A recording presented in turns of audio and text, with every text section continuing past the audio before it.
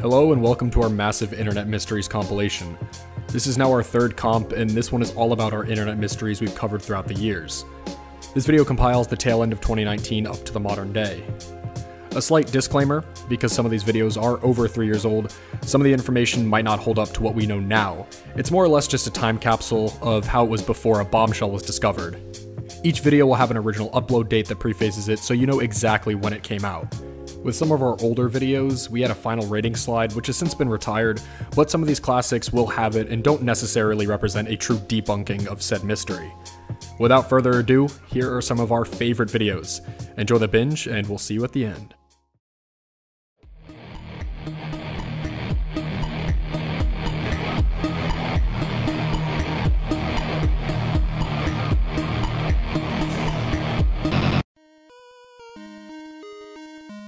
Hi and welcome to Debunk File. My name is Sup and today we're going to be talking about the very strange disappearance of Shima Luan.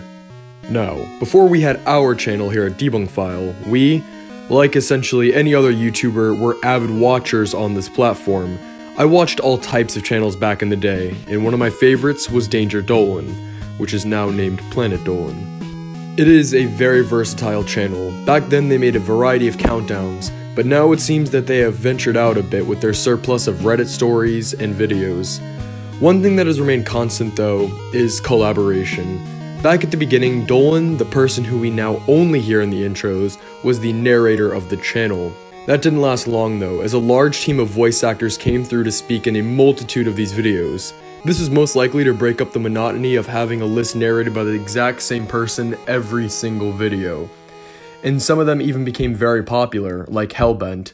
One of these voice actors though was Shima Luan. She wasn't one of the most well-known ones, perhaps by intention. That being said though, she did amass a very dedicated fan base and had her own channel so they could see her more. She always had this slight aura of mystery as she refrained from revealing her face and was only known as an anthropomorphic cat. We never really learned too much about her either. This wasn't necessarily a bad thing though, and for a while she was just another moon revolving around Planet Dolan. This all changed in late 2016 though. On September 25th, 2016, a video titled, "Do Penguins Have Knees?" was uploaded. This video was narrated by Shima, and it would be the final time we ever heard from her.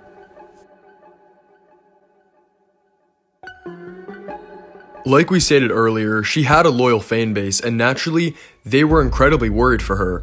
Initially, it was thought by nearly everyone that she simply left due to a broken PC, but after months and months, it became clear that this was not the answer. Over time, like expected, worries grew more and more by the day. There was so much paranoia after a while that Dolan finally had to address it. Now when addressing it, what would you think he'd say? I don't know about you guys, but I was totally expecting him to just kind of brush it off, saying something along the lines of, "Oh, you know, she's all good, she just needed to take a break," but no, that is not what he said at all. Take a listen to what Dolan said when he first addressed the matter. And of course, you know, Shima went missing and we still don't know where she is, so... Now, I bring this up because everyone at Planet Dolan, all day and night, 24/7, we all get messages about Shima. And I've explained this at the end of the Do Penguins Have Knees video, but people obviously didn't get the message. So I have to keep letting you know what's going on. But I'm going to reiterate, we don't know where she is. She just vanished off the internet one day. I really hope she's okay, but you know, none of us have heard from her. Yeah, that's a major cause for concern. They literally don't know where she is and what is going on, and even today, that still presumably remains true. Her last video on her channel was months before her last Dolan video, and her last reported sighting was just 1 month after that, where she was apparently on a community Minecraft server. That was all months before Dolan's video, and like we said, it's been all dark. Now you would think that this is all there would be to the mystery, right? Well, that's where you're wrong. Last year on Shima's YouTube wiki account, somebody by the name of Rare Kirby commented on her profile saying that on December 11th of 2017, she tragically passed away. He even linked an article which unfortunately isn't available to us anymore. He knows this because according to him, he did in fact animate a few of Dolan's videos when she was active on the channel. Doing some digging into the name Rare Kirby does actually give you results, mostly from the YouTube channel of the same name. This channel seems to stay true to his claims as he is an animator, and the quality is quite good, definitely on par with the quality that Planet Dolan has. Unfortunately though, it's impossible to truly prove that Rare Kirby was actually an animator on Planet Dolan, despite the quality being sufficient. Each Planet Dolan video lists the animator in the description, and I looked through like 20 and I didn't see him pop up at all. I honestly don't have the patience to painstakingly look through each and every one of his videos, but if you guys happen to stumble upon his name in the credits, please make sure to comment about that. If you didn't think it could get any more wild, there was another YouTube channel that inserted itself into this mystery. This channel is literally called Shima Luan, just like the real channel. And I kid you not, it's an actual ARG. Yeah, and guess what? It's awful. It starts off normal enough with a video consisting of text, which kinda confirms all the popular theories that were thought of at the time, like her computer being broken, but oh man, does it get worse. I mean seriously, check out the videos, Death and Alive. Death consists of way too common use of binary, and Alive has borderline ear rape audio.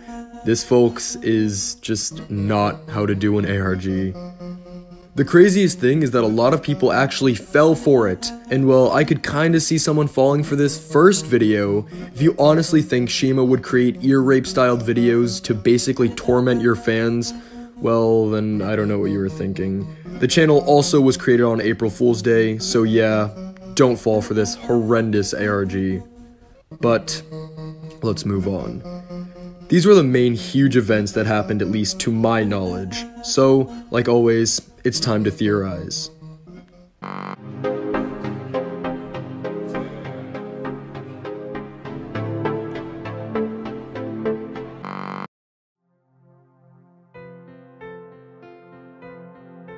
The first video we must mention is one that has already been talked about multiple times though, and that is her passing away.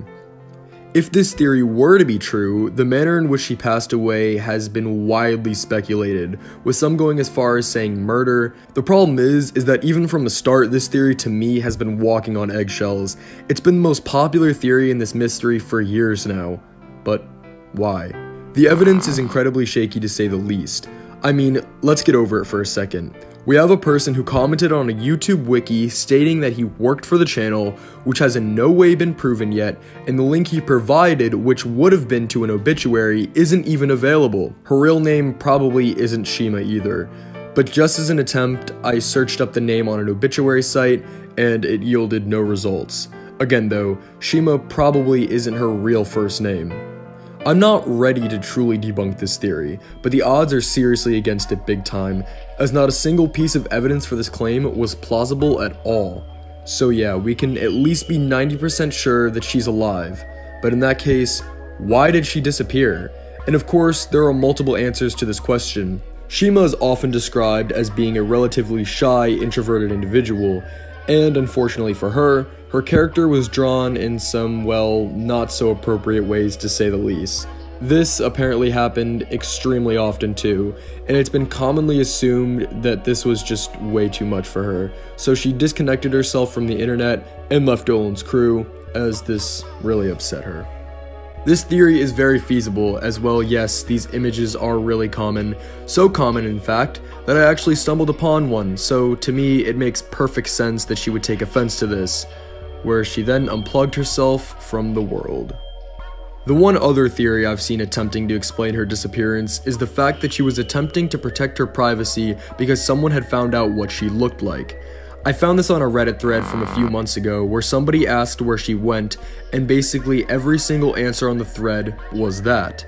That being said, I'm still left scratching my head because I have absolutely no clue how they found this out.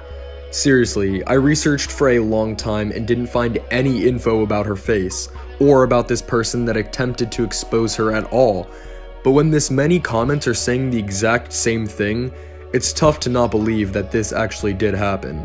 That being said, if you guys have evidence for this, please comment it down below as it would be hugely helpful to us. Now I'm sure there are a dozen of other minor theories as to why exactly she disappeared, but these were the ones I saw the most, so that's why I decided to analyze them. This case was truly peculiar, and unfortunately, it's undetermined. I'm not sure this is a case we will ever be able to debunk. I am 90% sure that she is still breathing. To me, she is definitely still here and is most likely healthy and well, but she disappeared for a very specific reason. Obviously, we analyzed theories about what could have exactly happened, but neither of them seem to have enough evidence to me to be fully regarded as true. Thank you guys so much for watching. I hope you enjoyed this video. Make sure to check out our Instagram at DebunkFile, our Twitter at TrueGIF, our Discord, which link is in the description, and even consider being a patron, where you will receive a wealth of rewards for only just $1. Also, like always, please spread this video to all of your friends. As always, my name is Seb from DebunkFile. See you guys next time. Bye.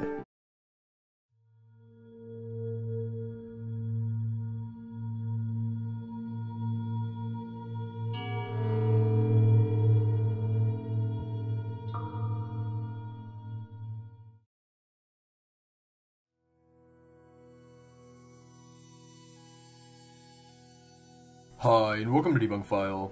My name is Sep, and today we're going to be talking about the incredibly strange mystery, grave robbing for morons. As dark as it is to say, if you need to find anything on the internet, and I mean anything, it is possible. In this particular case, I'm more so referencing tragic events like death. Online, it is surprisingly easy to find videos of, well, people dying.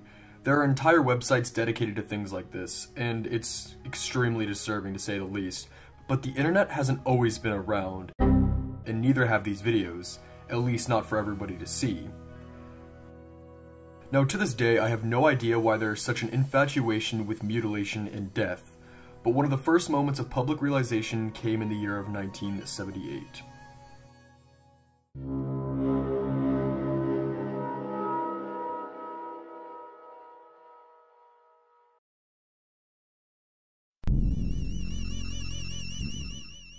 On November 10th, 1998, a film by the name of Faces of Death was released in theaters, but it wasn't your average run-of-the-mill horror film. Oh no, it was anything but that. This was a documentary-style film depicting various ways to die, most of which being shown in incredibly gruesome detail. The catch? The death scene were real. Well, most of them at least. It's rumored that a few of the clips are fabricated, but that still means that the majority of these deaths shown are authentic, and they are incredibly disturbing, and are just as bad as the stuff you can find online today.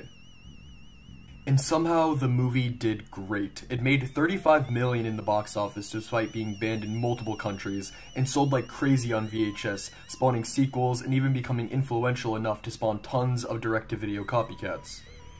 Apparently throughout the 80s and 90s, film like Faces of Death were being sold in shops everywhere at the demand of the consumer. For some reason, people became obsessed with seeing death, possibly out of fear, and this strange fascination never let up. And while tons of these VHSs and DVDs were sold, one of them over time stood out. It was entitled, Ensuring Your Place in Hell, and at the time it was just another shockumentary in the vast endless sea of copycats in this particular craze that died out with the internet, most of which being completely fake. But ironically, the rise of the internet coincided with this particular DVD's rise to internet stardom. You see, with this particular DVD, there were 4 short films in it, all between 20 to 40 minutes in length.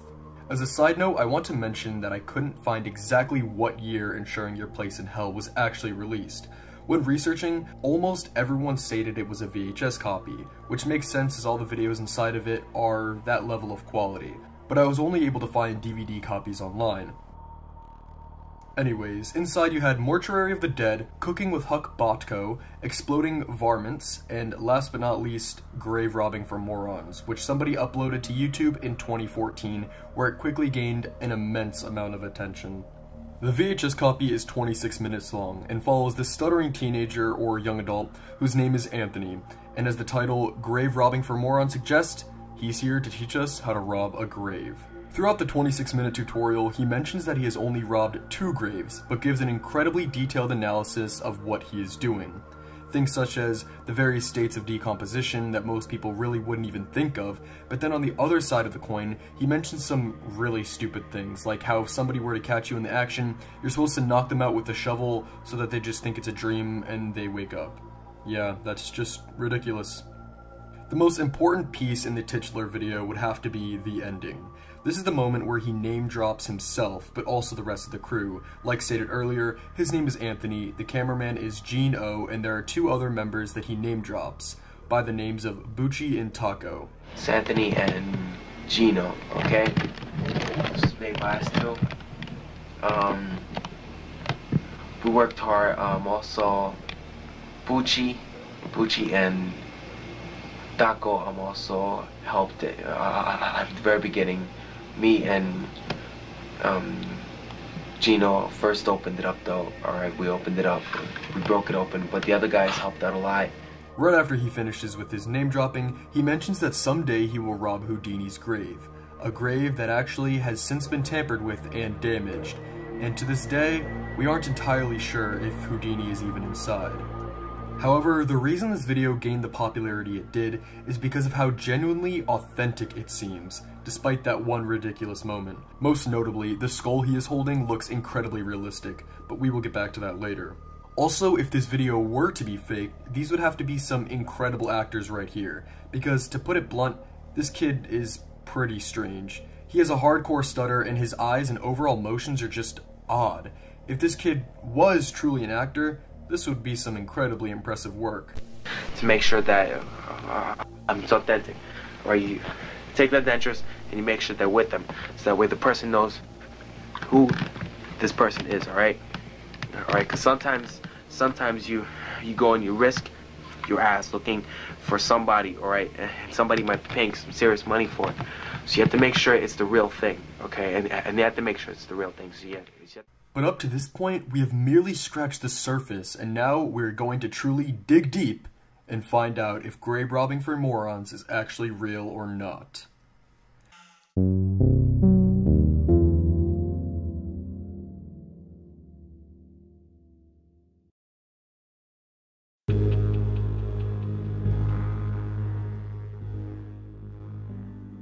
When figuring out if this was real or not, I first wanted to investigate the DVD by first figuring out as much about the DVD as I could, and then actually analyzing aspects of the video inside. And this is what I found. Thanks to the website, I was able to find that somebody bought this DVD a few years ago and realized that their payment went out to a company called Serial Killer Calendar. Looking at the website in question, it seems to be a place that sells magazines and books about various serial killers. Overall, while being an interesting site, it didn't really have too much to do with selling VHSs, until you look at the bottom of the site. Like old school VHS covers? Check out our sister site, VHS Wasteland. This is more up to speed. It confirms the fact that these people are very interested in VHSs, so it wouldn't be out of this world to see why they would sell something like this. The person I mentioned before actually got into contact with one of the figureheads of this company who sold VHSs like these on the side. But unfortunately, he knew nothing about the clips at all, so now we have to take matters into our own hands, as per usual. Like stated earlier, this DVD has 4 videos included, and so what I wanted to do was see if we could debunk any of these videos, which would increase the likelihood of grave robbing actually being fake. My first stop was Cooking with Huck Botko. This short film revolves around Huck, who in a documentary-style format like grave robbing, tells us that he is going to take revenge on his family by feeding them some disgusting stuff, including moments where he gets random people from the streets to spit in his cake, where he then feeds it to his family. This video, though, is debunked actually quite easily, and that is for the simple fact that Huck is actually a movie director with quite a bit of notoriety behind his name too, as he directed The Last Exorcism from 2010 as well as some other films. Exploding Varmints is one of the other short films here, and it lives up to the title. It's an instructional video about hunting varmints, and throughout the video for almost 30 minutes we just see varmints being shot, and as a result, exploding. The company that made this video was named Varmint Video Advanced Action Videos, and they specialized in making videos just like these. Their website is now closed, but this was a real company, and I'm assuming all the deaths we saw here were real. The final video not named Grave Robbing for Morons is Mortuary of the Dead, and this is the video that most closely resembles grave robbing. It's an extremely slow-paced video of some mortuary workers seemingly filming their job. There are multiple shots of dead bodies, and like grave robbing, it just has the feel of something that could possibly be real. It has one other similarity to grave robbing though, because just like that video, this one also has a moment of absurdity. Now, I've never been inside a mortuary before, and while I did search up some images of mortuaries, I'm sure they don't do them complete justice. But do mortuaries really have dozens of unborn babies inside jars? Yeah, I'm not really sure about that one, but if you know anything about that, please leave us a comment. But with all that being said, I'm left a little baffled as to why these specific videos were all in this DVD. It seems like a huge step to know that some of the videos on this DVD are in fact fake, because to me, it just seems that it increases the likelihood of grave robbing also being fictitious. But in reality, these videos seem like they were put together without any rhyme or reason and might not have any relation to each other at all. So while some of these aren't real, I really don't think that matters. So like we said, we're going to truly analyze grave robbing for morons now, starting with that skull. Like stated earlier, it's an incredibly realistic looking skull. But is it truly real? Well, thanks to an amazing comment from someone on Reddit, this question was answered. He kicks off his comment by mentioning that medical skulls are shaped to exemplify average anatomical form, and mentions that these medical skeletons are almost always fake and are usually made out of plastic-like material that appears and feels thicker than bone. He goes on to say that at the 11-second mark, the bone reflects, and according to him, this doesn't happen to real skulls, unless they are handled like crazy. He then talks about the teeth, and how they don't look anything like real teeth, and goes into deep detail on why exactly it doesn't look real at all. He then mentions the styloid process, which is a pointed piece of bone below the ear, which according to him would never be intact in this skull's condition. This honestly was an incredible comment, and it seems to have debunked one of the most important aspects of the video, being that skull. But we're not done just yet. We still need to attempt to find out who this kid is and if he was a real grave robber, and there are some convincing leads. If you listen to this kid talk, it is clear that he has a slight accent, which sounds like it would be from New York or New Jersey. This is incredibly important, because remember how his name is Anthony? Well, check out this headline from the New York Times posted in late 1999. When reading, you realize that it is about a man from New York named Anthony Casamasima, who was arrested in 1999 for robbing art from cemeteries. That would have to be an unbelievable coincidence to have two people, both named Anthony, who both live in New York and both stole things from graves.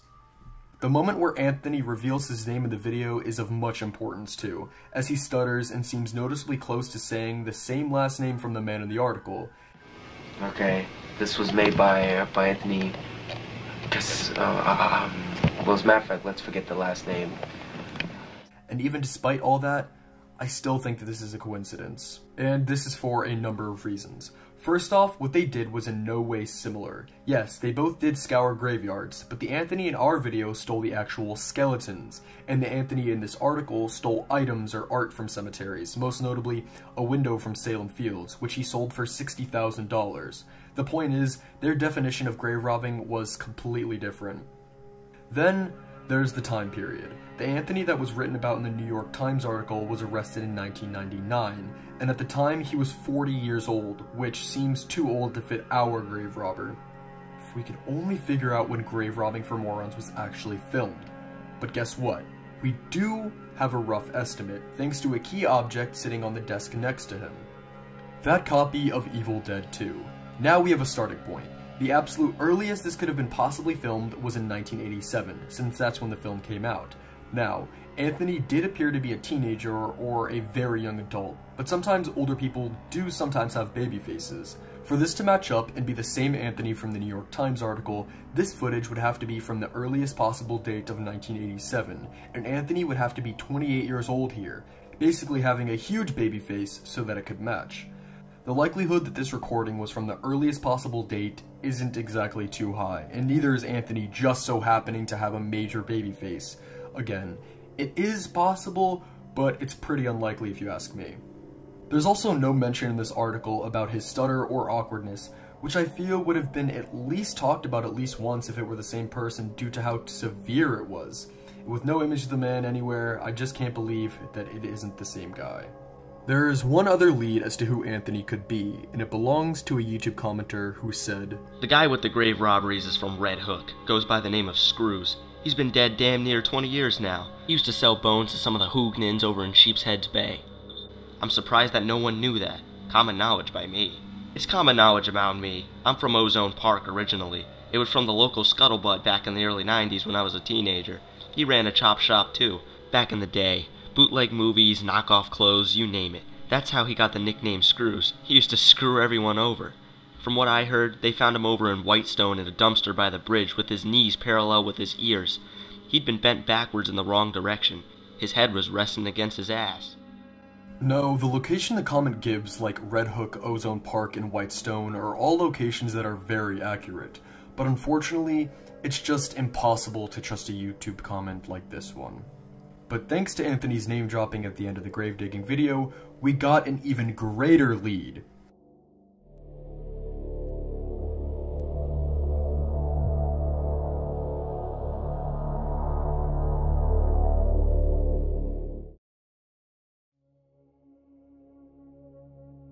Remember how the DVD that this was originally found on features 4 short films that have no relation to each other? Well, somebody was actually able to find a VHS tape with only grave robbing for morons on it, being sold by a company with the name King of the Witches. And when visiting this website, it appears that the mystery is finally solved. Our videotapes are sourced from recycled materials to emulate the CD video store feel that inspired us in the first place. If you don't like it, stick to Blu-rays. We're not here to cater to people who don't understand tapes. They literally said it. They produce videos on VHSs that appear older than they really are. But do you want to know what really seals the deal? It all goes back to Anthony's name dropping. And guess what? One of the names was Bucci. Bucci and... And guess what? One of the owners of this company is named Christopher Bucci. On top of creating these realistic VHS-like short films, he also runs a YouTube channel where he and friends review independent horror films. Hi, I'm Chris, and this is Crack. Yeah. And this is a 4-minute and 20-second film review. I did message him just for final confirmation, and am yet to receive a response, but the evidence here really is just too much to ignore. These guys have to be the creators, especially since they used to sell this, and it aligns so perfectly with everything else they have made, which means that this years-old mystery on whether this video was real or not has been debunked. Hi, and welcome to Debunk File. My name is Sep, and today we're going to be talking about the one and only Slap Happy. To kick off 2021, we wanted to return to our roots. 2020 was full of expansion and a dive into topics that we never thought we would ever cover before. This wasn't totally out of choice, but it ended up culminating in a year greater than we ever thought was possible when it came to the content that we came up with. Of course, thank you guys so much for sticking around with us last year, and we hope you enjoy this year so much more. With that being said though, I do still believe that a good internet mystery is truly unmatched. And right here, we have found something that is truly strange. Calling it an internet mystery is partly a fallacy. This is more akin to a grave robbing for morons, as this mystery here and that one didn't begin on the internet, but did receive its notoriety from there. Now of course, it still hasn't received much notoriety in the grand scheme of things, but it did receive enough for us to somehow catch a hold of it. And the story of Slap Happy, as you will see in just a second, is one of the most wild rides you will see in quite some time. Enough talk now though, let's just get right into it. This is the mystery of Slap Happy. It all began with one of our many dives on the internet in order to find a topic. During one of these, Jiff stumbled upon a Reddit post that caught his eye. The mystery of the weird old woman in Slap Happy VHS tape. In this post, the OP describes a really strange VHS tape that features an old lady doing some odd, unexplained hand movements by the edge of her bed for an extended amount of time, and gives a YouTube link and a Vimeo link. This tape absolutely gives off a very, very strange atmosphere, as while she's doing these unexplained rituals, she never speaks once, and instead just stares directly at the camera, smiling for almost the entire duration. A duration that is 50 entire minutes, by the way, and only features one cut in the entirety of it. Take a look.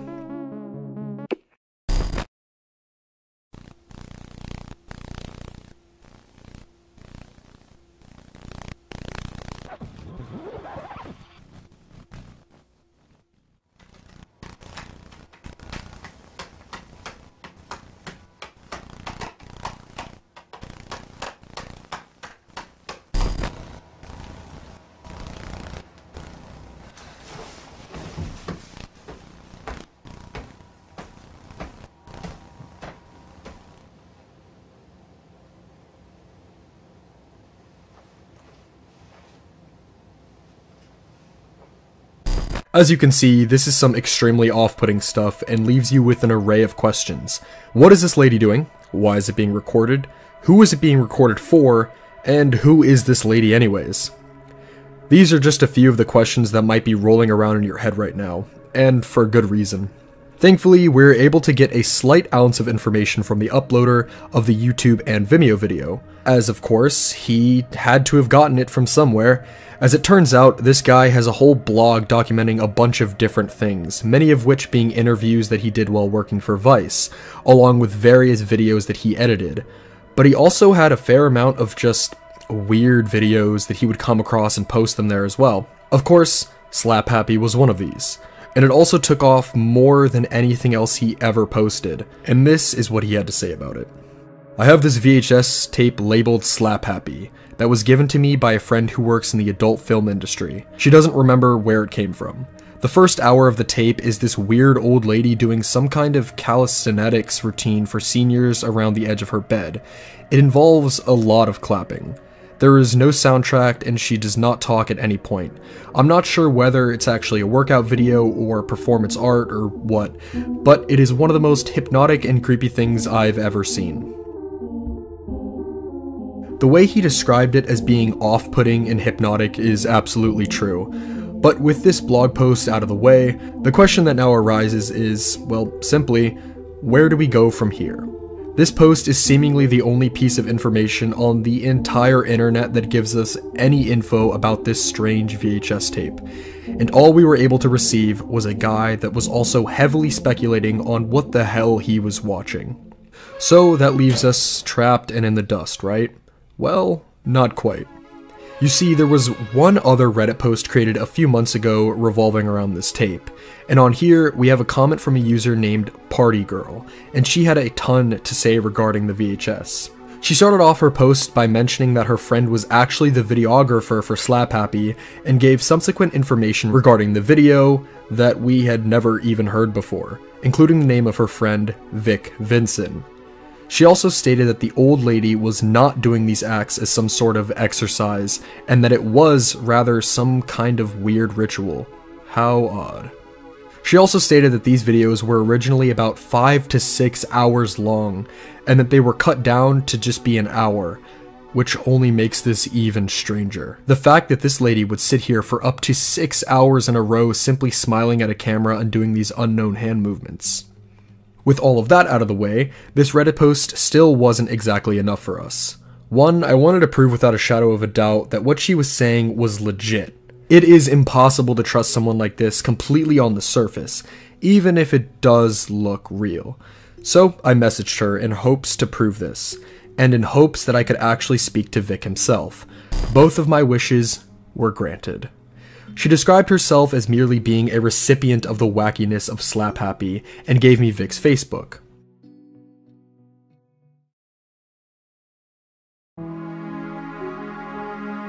Vic Vincent is an editor that has worked on an array of different projects throughout his career, many of which can actually be found on YouTube. He seemed to be most active in the late 90s and early 2000s, and unfortunately doesn't edit as much as he used to due to some deeply unfortunate health complications, including losing much of his eyesight. But during his run, he did in fact edit Slap Happy, and he had a lot to say about it. The first thing I asked Vic was the top question that I'm sure we all had. It was simply, who was the lady in this video and what was the point of her doing what she did in it? Before he answers, I quickly want to stop and think for a second. I'm sure you have all been doing some hypothesizing up until this moment, and well, so did we before we got into contact here. During this, we did what I'm assuming most of you did, and thought about some other videos that were found on the internet that were extremely weird. But when finally getting their explanations, it wound up being something a little more grounded than what you would expect. The top example that bolted to my head to explain what I mean here is I Feel Fantastic, something that is nice to finally talk about after all these years. Anyways, as you all know by now, this was a really strange video uploaded onto YouTube that terrified quite literally millions. But when we finally got our explanation as to what this was all about, it got way less creepy. And really, countless classic internet oddities also follow suit in this. I Feel Fantastic was not recorded by a serial killer who buried his victim in his backyard. Blank Room Soup did not depict a man eating human waste, and really, this phenomenon makes perfect sense. Taking these types of videos and watching them out of context is bound to be creepy, and allows for the human mind to wander in attempts to connect the dots. Naturally, I assume that Slap Happy would follow suit and would give off a much more grounded explanation as to what we were truly seeing here. Maybe this truly was a strange exercise, or maybe this was her odd way of meditation. But what if I told you that this was not the case at all? After I asked that question, he began his explanation. He kicked it off by mentioning going into his office around 2000 like any other day, except on this day, across the hall, he saw a woman and what appeared to be either her husband or manservant were there picking up some videotapes that were hot off the rack and gave them to him. He stated that he doesn't remember their names anymore, but interestingly, he said that there was not just one Slap Happy. There were actually dozens, and what we saw was just one of them. While these dozens likely featured exactly the same contents as what we've seen in ours, it's definitely still something worth noting, and the thought of her doing these acts over a dozen times for many hours each time only makes things stranger. But what he says next is something that shocked me so much, I simply couldn't believe it, like at all. He mentions that these videos featured some sort of religious context and goes on to explain that she lived in a mansion with perhaps followers, and spoke about her being a half of herself passing this communication from her Earth audience from Venus. Excuse me, what? Just to make sure, I asked if she was a cult leader then, and he stated that he guesses you could call her a cult leader, but didn't know what the evidence would be to back that claim with the tapes being given out for free. And he only ever saw one person in the videos, which was another old guy who would very slightly enter the frame for really small amounts of time. With him mentioning that these tapes were given out for free, the perfect segue into what my next question already was, and that simply was, what was the target audience for these videos? Unfortunately, he didn't know, as all he definitively learned was what he had heard in the hallway on that fateful day. As for what was next, that's about all I asked in the realm of questioning, but he left off with stating that he's going to try and find his other copies of Slap Happy, particularly the ones that were never able to be seen before, and hopefully burn them for all of us to see. As of right now, we still haven't been able to see those copies, as there have been some complications regarding all of that. In conclusion, this is simply one of the most insane rides for a mystery I've seen in a while, and a true fascinating online rabbit hole, which we've really been missing all this time. This VHS was made for purposes that, according to the editor himself, involved religious, possibly cult-like activities. With this editor truly being the only person in that room to truly know if this was the case, it's impossible to know if this was actually the case or not, so I'll let you all make that judgment for yourselves. However, if there is one takeaway you can truly make out of all this, it's to not trust creepy old ladies.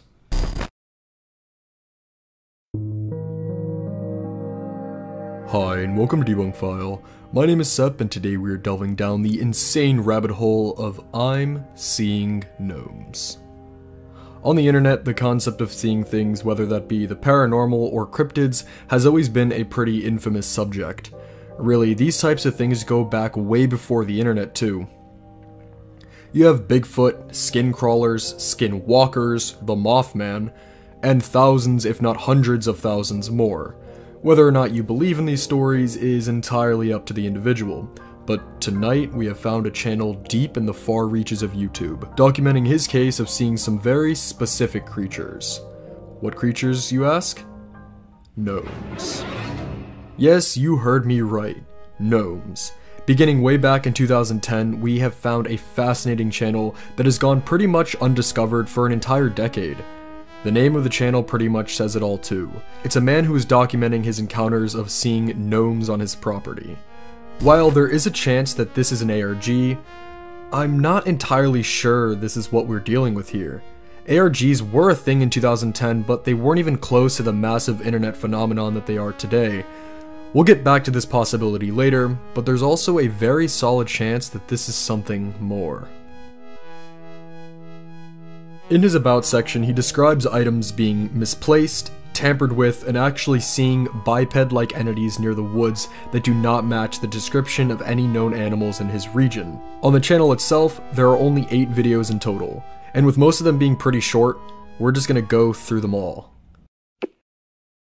Starting with the very first video, Gnome High Activity Location Tour. In this first video, he basically goes over a lot of what the description says. He's essentially giving a tour of his area.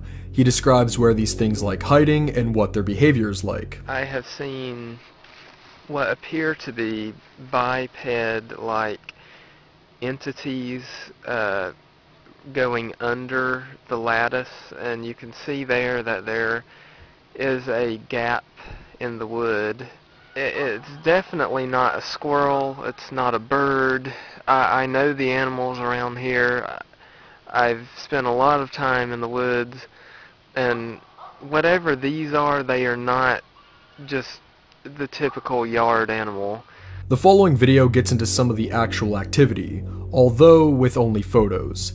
In this one, he states that his spoon, which was on his sink, was discovered outside in the snow next to some footprints that do not appear to belong to any well-known animal.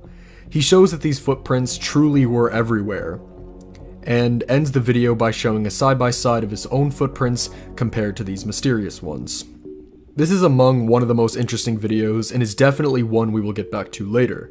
The following 3 videos seem to have all been recorded at the exact same time, but were split into 3 separate videos instead of 1 for some reason.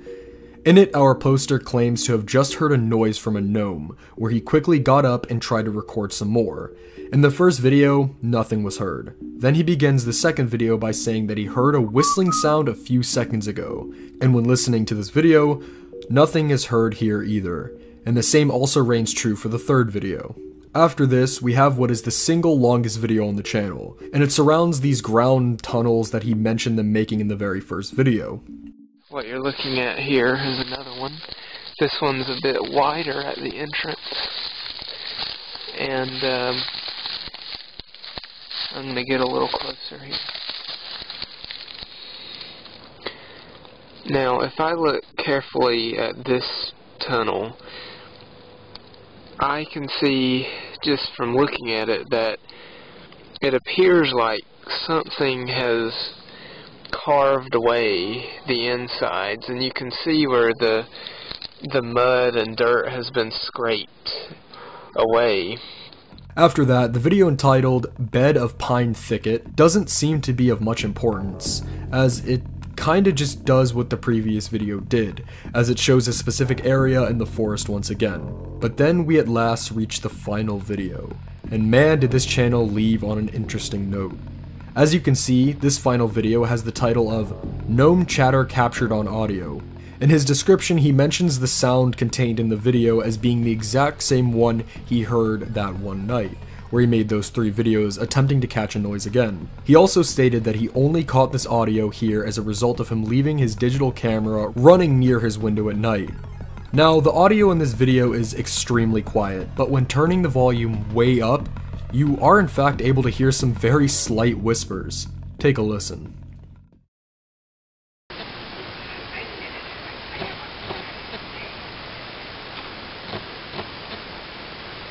And with this, that would be the final video ever uploaded to this channel.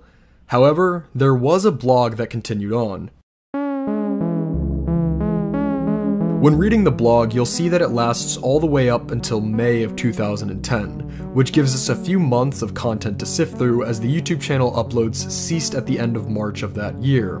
The first blog post picks up literally directly where the channel left off, as it seems to revolve around the interpretation of what the gnomes were whispering that night. He mentions actually creating a post on the paranormal boards to help, which, as a quick side note, was where a ton of the comments on the YouTube channel came from. Unfortunately, despite all of my best digging through the archives, I was not able to find the original post on X. Anyways, he eventually came to the conclusion that there were actually 2 voices and not 1. About a week later, he would return to this blog, making a post that went over his future plans revolving these gnomes. and some more experiences that have happened to him in the last few days. The most interesting of which being this. He mentioned stepping onto the back steps one night, and he heard what sounded to be either whimpering or crying. He mentioned being quite disturbed by the noise, especially with it coming from the woods, and when saying something out loud, he only heard silence. A little while would pass of just update posts, and the only takeaway to come from them was the fact that he did record audio again, except he didn't hear anything noteworthy, so he never shared them. In May, he made a post stating that he wanted to use some other methods of catching some activity. This time, he put a note and clipboard on the bench in his yard. This was for the purpose of communication with these entities, and to also see if this paper and clipboard would be moved. Surprise, surprise, a few days later, the paper and clipboard were gone. Alas, on May 13th, the final ever post would be made, and it's quite the mouthful. He mentioned trying to stay positive mentally and described a bizarre dream he had involving these gnomes. He then segued into a noise he heard earlier that day, describing it as sounding like a squeak, but being different than a normal animal sound, like something a squirrel would make. He ended the post pondering what the next step would be for him in dealing with the entire situation. And that was it. He disappeared and never returned. Okay, so that was quite the ride. Now it's time to figure out what exactly was on our hands here. Did the evidence that occurred here come from a place of truth, or was it all a fabrication?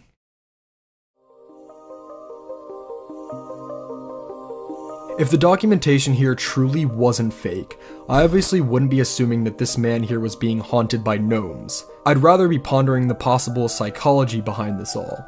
On the internet, we've seen more than a few cases of individuals falling into some massive delusions. Some have been covered here before, some have not. As stated previously, ARGs were a thing at the time, but they weren't even close to the phenomenon that they are today, and were very few and far between. Most ARGs typically had, well, much more going on in them than this too. In these videos, there really wasn't that much that happened. In the majority of ARGs that we've seen, they definitely were not this subtle whatsoever. For all we know, this could be a documentation of a very disturbed man. But there's more to it than that, as this theory would leave some looming questions. Most notably, what about the footprints and what about the audio? For the footprints, we actually did some research on what these small footprints here could have been, since we obviously assumed that they weren't actually made by gnomes, and we found that they very closely matched cats. When cats walk, their movements like to overlap each other, and this leads to their footprints being in almost a straight line, and that's exactly what we're seeing here. Because this picture isn't super close, we can't see the close-up details in order to prove that the print itself matches, but it definitely seems like it from the faraway pattern. As for the audio, in keeping with the theory that this is no fabrication, it's anybody's guess as to what this would be. I truly do not have a clue as to what could be making those whispers.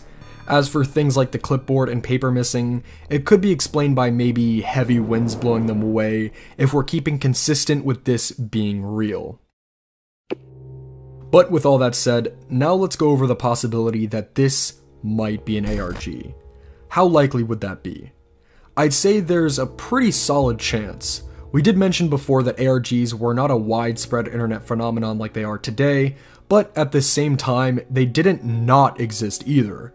So while the chances of an ARG being around this point wasn't necessarily high, it's still pretty possible.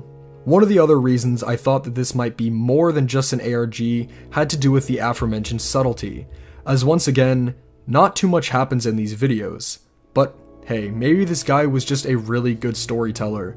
This theory would also obviously explain those previously unanswered questions, since it would all be his creation. Overall, the best ARGs are the ones where you can't truly 100% tell if they were real or not. So even if that is what our answer winds up being here, I wouldn't honestly be mad. If this is an ARG, it's undoubtedly one of the most unique concepts I've ever seen for one. And as stated at the start of this video, I'm still astounded at how this channel has gone virtually unnoticed for over an entire decade. But hey, maybe every single theory presented so far is wrong. Because what if there really were gnomes attacking? Whatever the case, we're both very happy to find this channel in the sea that is YouTube. It, like all of these videos to kick off this year, reminds us a lot of the types of things we covered that first brought a lot of you here in the first place. Despite the possibility of it not being real, the sense of wonder and creativity it invoked in us definitely brought us back to our roots. While, at the same time, that shot of it being real also invokes nerve, fear, and worry. For our final request for tonight, just remember that when you turn out the lights and get ready for sleep tonight, watch out for those gnomes.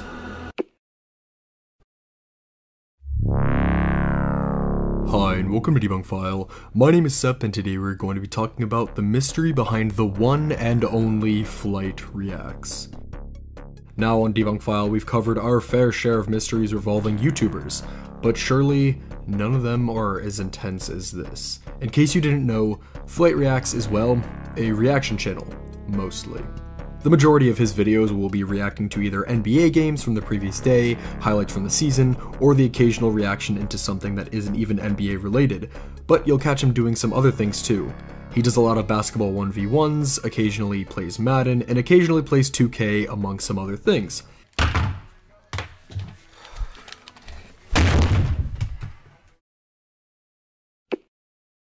With this type of description, you might think that he would just be like any of those other thousands of reaction channels out there, but this simply just isn't true. There's one thing Flight has over these other channels, and that is intellect. I mean, just watch this video, you'll see what I mean. A, B, C, D, E, F, G, H, I, J, K, L, M, N, O, P, Q, R, S, T, U, V, W, X, Y, and G. Flight is most well known for moments like these, and also has an absurd amount of catchphrases, the most famous of which of course being, "Look at Curry, man. Look at Curry, man. Look at Curry, man. Just so fast. Look at Curry. Look at Curry, man. Just amazing, bro. Oh, man. Look at Curry, man." But this is just one of the things you'll consistently catch him saying. Among other catchphrases, you of course have, "I didn't have the cameras on," which always stems from him watching a highlight of some sort and then claiming that he's done that move, but just simply didn't have the cameras on. Bro, I would have caught that, bro. I literally caught a pass like that back in 8th grade. I just didn't have the cameras on at the time. There's the infamous case of Flight giving players absurd heights. I mean, you're like 7 foot, bro. You better make that. I mean, a Kunkbo in body length total is 7'8", bro. A Kunkbo! You're literally 10'1", man. You are literally 10'11 and a half, a Kunkbo. I didn't mean to say 11'3". He's more like 11'9", bro. Oh, and there's also this. Dude's running like somebody said dinner's ready downstairs. These catchphrases and quirks have made Flight become basically a global sensation by this point. He got noticed by the one and only Stephen Curry, and he's become a giant meme everywhere. These quirks, though, they come with a question, and that is any of it real? Yeah, that's right. Due to the immense amount of catchphrases he has to his name and the seemingly self-aware nature of them, today we're going to attempt to figure out if the man that we see and love every day has actually been just a character the whole time. Let's start off by going back in time. Of course, with Flight's audience being much more massive now than ever before, and understanding how YouTube works more now than before, if he was a character, we'd need to go back to before he had an audience, in order to see if the behavior shifted. As it turns out, it most definitely did. His first video ever on his main channel was from 2013 and depicts him playing NBA 2K13. And just take a listen to what the man sounds like here. When I had first made a YouTube account, I actually didn't start off making videos. I actually rather did NBA mixes and did tutorial mixes on just different things in life. And I actually still am. I'm not gonna lie to you guys, I'm still a game head, major game head. Yeah, as you can see, this just doesn't seem like the same person and is quite shocking when you see what he appears to be now. It's not even that he's just quieter here either, because many first YouTube videos feature some camera shyness, but here, and in some other old videos, the personality itself definitely appears lessened, to say the least. It definitely seems that the Flight we all know of today only truly appeared when he began making the reaction videos, which was about 5 years ago. This was when I first heard of him, and while he still wasn't as big then as he is now, these reaction videos were where the first blow up began, and it's also where his behavior drastically shifted. As we said, in the old videos we saw a more reserved Flight, and even when he did begin becoming more extroverted, he definitely wasn't saying the types of things that make him go viral now. But with the dawn of the Flight reaction videos, let's just take a look at some of these clips. The results were actually interesting. One of the first reaction videos he ever uploaded was entitled Best Funniest Halloween Vines and Advice Reaction, and in it we see a very, very different laugh as opposed to the infamous one we all know of today. Y'all be feeling like that sometimes. There weren't any of those infamous meme-worthy moments just yet either in these old videos, which only helps my case even more. However, fast forwarding a couple months, we see some much more familiar behaviors.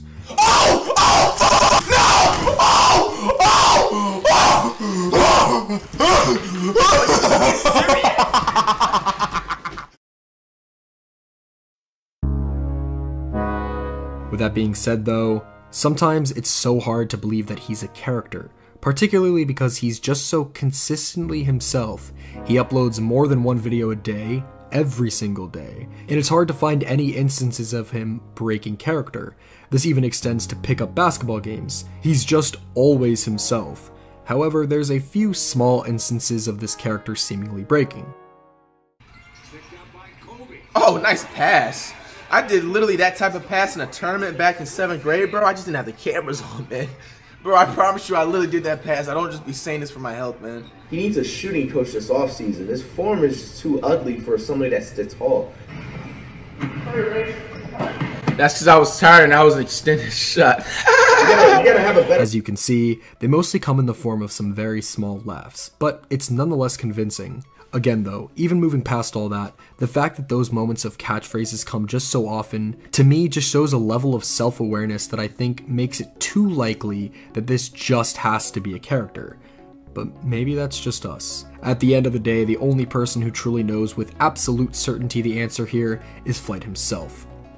And by the tiny chance that you somehow watch this video, hey there Flight. It's good to know that we have the power to solve a 300-year-old mystery, but not this small-scale one revolving you. For that, I must congratulate you.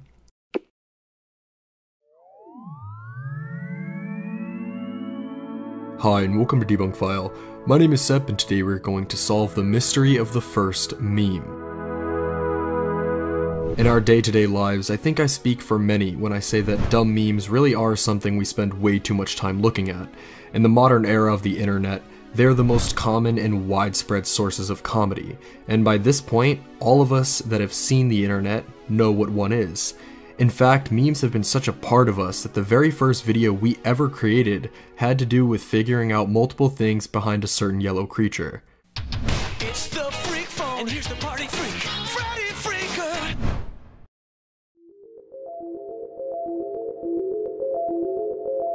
With all of this considered, a question that I don't see asked quite enough is, well, where did it all begin? As soon as I asked myself this question, my brain was flooded with possibilities, and that realization only made it more interesting. The fact that I truly did not know the answer at all. You'd think that such a popular staple, especially one that takes its basis from the internet, would have a clearly documented origin, but this is not the case at all. Instead, we had to take a journey, and the journey itself was full of more twists and turns than you can possibly imagine. Some are ultra-famous memes that we all know and love, and some are memes that you've perhaps never even seen before. Regardless, tonight we are going to attempt to figure out what the first meme ever was. Before we even get into the true dive that is finding the first meme, it's important to go over what a meme really is. The Oxford Dictionary describes a meme as an element of a culture or system of behavior that may be considered to be passed from one individual to another by non-genetic means, especially imitation. The way it's described off the surface seems to make enough sense, but in reality it's quite outdated in terms of our modern understanding of the term. In the context of their definition, technically God and religion as a whole would be a meme. as that is an element of a culture that is passed on and succumbs to imitation often. So because of that, we decided to use a definition of our own. In this video, a meme will be described as a viral image, video, or text spread exclusively through the internet. It is not to say that cultural images passed down through history still don't count as memes. We'll get to some of those too, but tonight specifically, we are looking for the first modern style meme. With all this talk about memes, it's time to finally get into the mystery of what the first one actually was, which differs on who you ask. There are multiple contenders that hold the title of the first meme to many, but one I wanted to quickly highlight would have to be the ultra-famous meme from the Star Wars franchise. Now, while I know not many people genuinely consider this the very first meme, it's still a very early one, and more importantly is an extreme important pit stop in the sheer fact that according to my research, it's one of the earliest examples of a straight-up image reaction meme, which is one of the most common forms of memes today. By that I mean the fact that it'd just be this image reacting to something being said on a forum, board, or email, which is a staple seen everywhere today. Its look is also pretty important too, as it is a very early example of the impact font being featured in a meme. Now, one of the difficulties in this search lies with the fact that a select few of the memes don't have a designated exact start date, since that is nearly impossible to find. But it is very clear that this one began in the very, very early 2000s. I say this because of 2002, the meme had already made its way to FARC, which was a very popular user-driven news/discussion hub, which would suggest that the meme had already been brewing for a little while before that. As for the meme itself, it's simple in nature. It basically revolves around you finding out about some sort of bait or trap, and then using the reaction image that, well, states the obvious. It's a trap! So, while it isn't the first meme, I think it's a very appropriate start to our journey for the reasons stated earlier. But of course, there are still more memes to get to, so let's keep moving on. For our next stop, we have our first meme that is simply a dance. This is the hamster dance, and it seems to be from all the way back in 1998. The point of this meme is also incredibly simple. It's just a dancing pixelated hamster with the song Whistle Stop playing sped up. It absolutely blew up and was spread through tons and tons of emails at the time, eventually becoming an internet-wide phenomenon. While the meme isn't nearly as prevalent today as it was then, the sped-up rendition of the song is still something I see pretty often to this day. Despite its waning popularity in recent years, it's still a very interesting stop in our search for the very first. But of course, it does go farther back than this too, so let's keep going.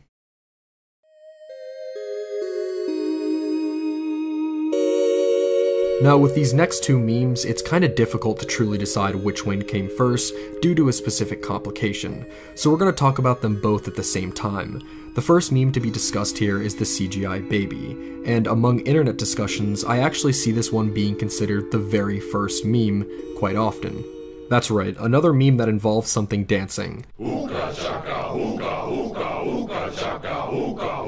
This CGI model was created in 1996, and it was instantly insanely popular, and it is also very often cited as being the very first meme there ever was on the internet. Something about a weird dancing CGI baby resonated with the increasingly random humor trend that was developing itself in the mid to late 90s. The baby was featured heavily in the TV show Ally McBeal and found more success on the early internet. Paired with Hooked on a Feelin', it was emailed to nearly everyone with an email address, which also served as its main form of spreading. This baby has made appearances in commercials, the news, and in references in pretty much everything. It's one of the defining trends in media in the late 90s, and is one that has truly stood the test of time all these years later. However, due to what we stated earlier, there is another meme that may or may not predate this one. In a way, it predates it by 5 years, but in another way, it doesn't even predate it at all. Now, what do I mean by that? Well, let's get into the meme first. The meme that is next up to bat is the also famous "All your base are belong to us," which is a mistranslated line from the video game Zero Wing. Basically, a lot of older video games would be horribly mistranslated from their original language to English when ported over to the UK and the United States. and this meme just happens to be the most infamous example of this. The video of the character uttering the now iconic phrase started popping up everywhere in late 1998 and early 1999. The meme isn't used as much today as it was back then, but it's still fondly remembered today and has left its mark on internet history.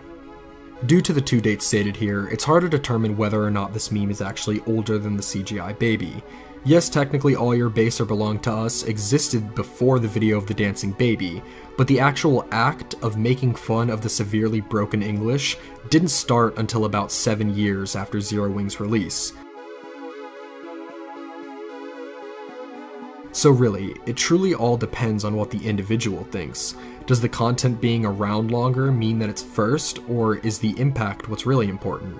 In my opinion, I'd say that when the content in question actually became a meme is the most important part, meaning I'd give the nod to the dancing baby, but this is still definitely something that could go either way depending on the individual.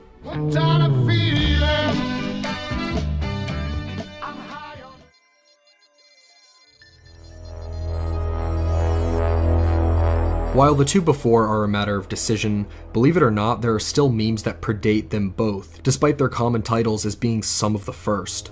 One of my really early and obscure examples I found during my research is a meme known simply as Eternal September. Originating in 1993, this meme is so old that it actually comes before a time when the World Wide Web was the internet's primary communication method. You see, in the ancient days of the internet, there were multiple companies that gave access to the internet since it was all so new.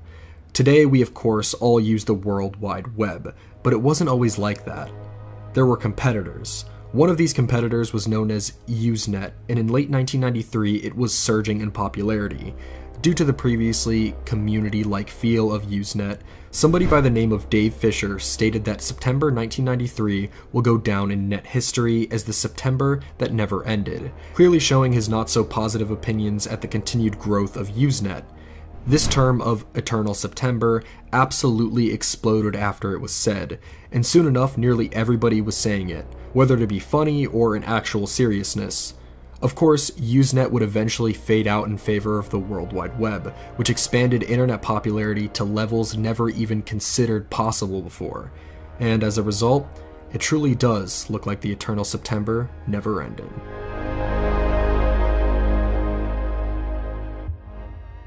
Eternal September was definitely a meme I was never aware of until researching this video, and while at first glance, something obscure like this may seem like it could be the first, but we were still able to find some more that predated it even more. In 1990, also coming from Usenet, an internet law was established, being dubbed as Godwin's Law. This law states that, as an internet discussion grows longer, the probability of a comparison involving Nazis or Hitler approaches. As you can see, it basically revolves around the sheer amount of Hitler/Nazi comparisons there are out there on the web, and it shows that the longer a conversation gets, the higher the chance gets. This can't technically be proven without a shadow of a doubt, but it definitely seems to come with some merit if you ask me. I mean, even in a mundane internet fight over grammar, you'll hear someone being called a grammar Nazi. It's a weird, almost humorous internet law that was spread absolutely everywhere on Usenet when it was around, and is still being spread around to this day. For a while we were sitting on this meme being the very first modern one, and that's how we thought it would all end. Something from the dawn of the internet that is still famous today seems like the perfect conclusion to this tale. I truly didn't even think it was possible to go further back than this, but we found one more.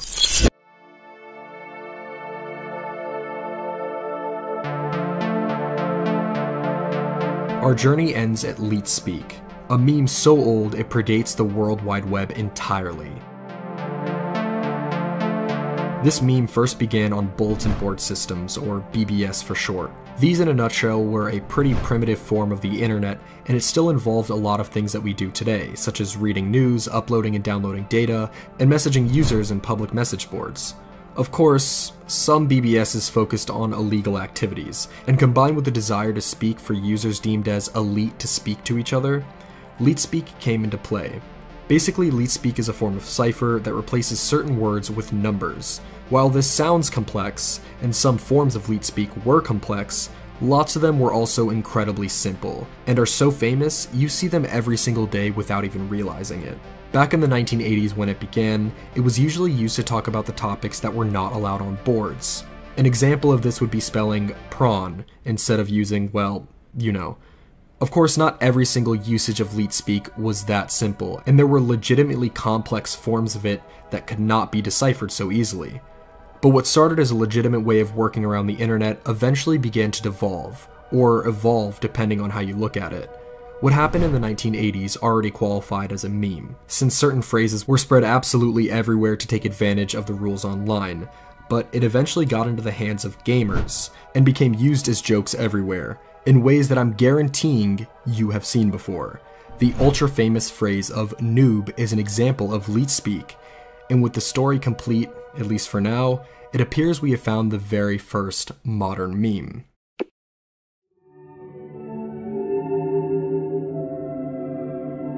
Although we determined what quite possibly is the world's first internet meme, it'd be impossible to overlook and not quickly mention some historical memes. In a sense, a historical meme is something that predates the modern understanding of the word meme, but yet even after all this time, it could be considered meme-esque. One that has recently been gaining steam is a cartoon from 1921, which looks eerily similar to the memes that are seen all over today, which in turn made it go a little viral recently. It's old, sure, but it doesn't have the influence like Kilroy. Undoubtedly, the biggest meme that predates the internet is Kilroy. Kilroy was an American military sign that originated in World War I, which was based off of the Australian Army's "Fu Was Here" cartoon. Kilroy was later turned into his own well-known cartoon, and eventually, and most famously, was used extensively by American and Allied forces in World War II. American GIs would mark towns they freed and left behind, with Kilroy accompanied by the words, "Kilroy was here," symbolizing to other American soldiers that their fellow troops had already cleaned out and captured the town. It was and still is iconic, defining a generation and influencing imitation, which ironically is the definition of a meme.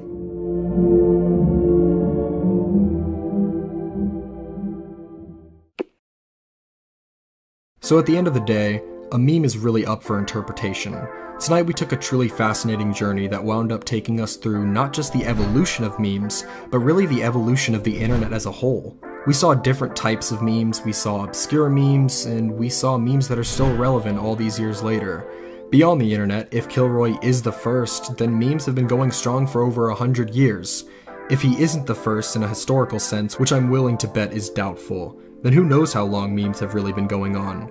30 plus years in, and it feels like we've barely scratched the surface of what stupid things make us laugh on the internet.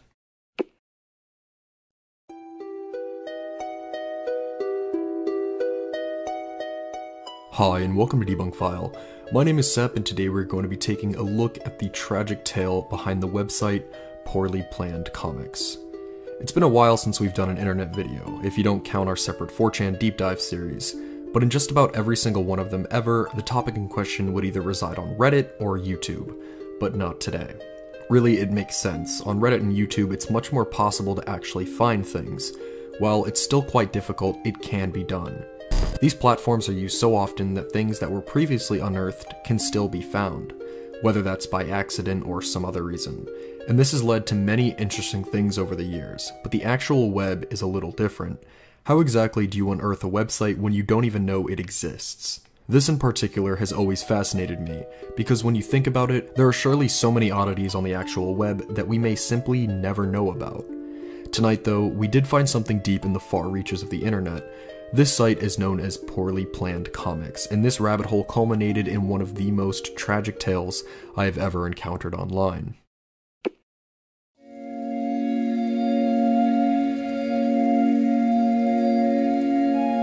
In short, Poorlyplannedcomics was a massive site all about one specific man's digital comics that he would post.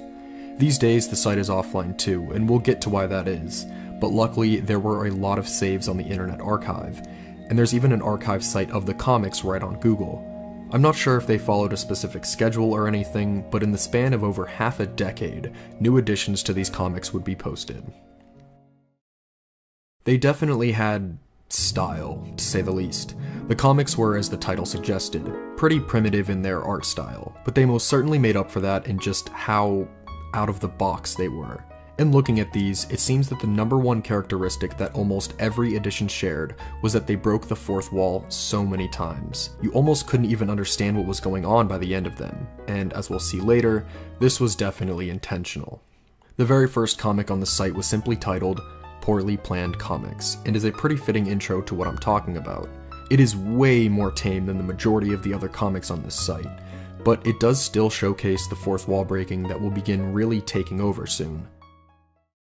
Due to the massive amount of comics on the site, I'm not going to go through all of them, as that is pretty much impossible. Rather, I'm going to highlight a few of them on our journey to the end. With that being said, the next comic of note is The Entire Universe Falls Apart. Our first showcase of things really getting weird, as it truly lives up to the title. It follows the small cast of main characters slowly realize that nothing is real, and in doing that, the comic itself starts falling apart. It's very hard to follow, as the deeper you delve into the comic, which is massive this time around, may I add, the panels themselves start breaking and the characters themselves cease to even live in them anymore. But most peculiar of all are these small moments where the chaos actually stops and they give way to these deep paragraphs. The sad and obvious truth of the matter is that art, once formalized or mechanized, is no longer art, and the few arts that have not been formalized are now being mechanized. There is no mystery or talent required to artistic beauty, and if a talentless person can do it, why should we have any regard to those who require talent to produce the same result? John may spend a week painting a tree, but Jane will take a photograph, then use a workshop program to make the picture appear painted. There was no visual art created before the last century that modern technology would not have allowed a less talented person to make better and faster. Let us be realistic and assume this trend will continue. There is nothing we can do to avoid the solemn fact that Michelangelos are no longer needed. This random quote in a sea of chaos is very, very important to remember, but by the time you get to the bottom of the comic, everything has fallen apart.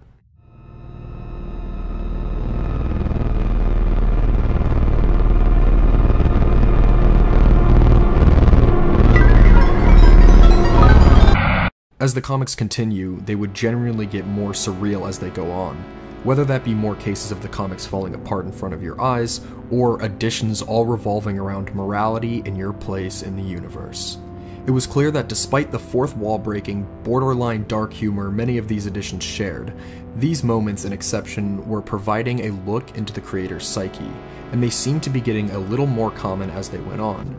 There's also a common theme of mazes, and even special comic series with totally different art styles, that were supposedly drawn and written by some of the creator's friends. Both of these details are also extremely important.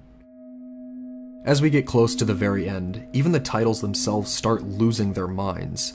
Some of them are extremely long and others seem like straight up gibberish. This leads us to the very last addition to this website. It's simply titled The End. And what a shock it was.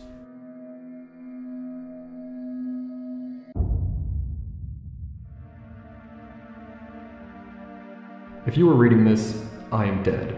I've gone to the Madison Marriott West Hotel, taken the elevator to the 10th floor, and jumped off the balcony into the atrium. This comic is my last will and testament. With one exception, I leave my house, my debts, and all my material possessions to my family, for them to divide as they see fit. They've never been inclined to fight, and in any case, there's little worth fighting over, even in terms of sentimental value.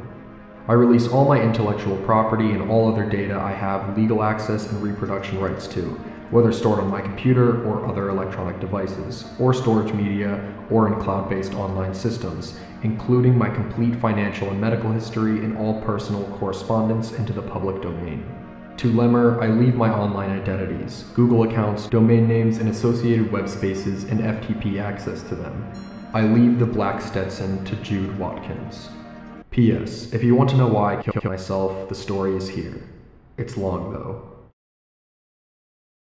Just like that, things have become more tragic than you can possibly imagine. When I saw this, several questions immediately flooded my mind. But it also doesn't even stop here, because in this strip, there was also a link that supposedly explains why he did what he did. There's just one problem. It's really overwhelming.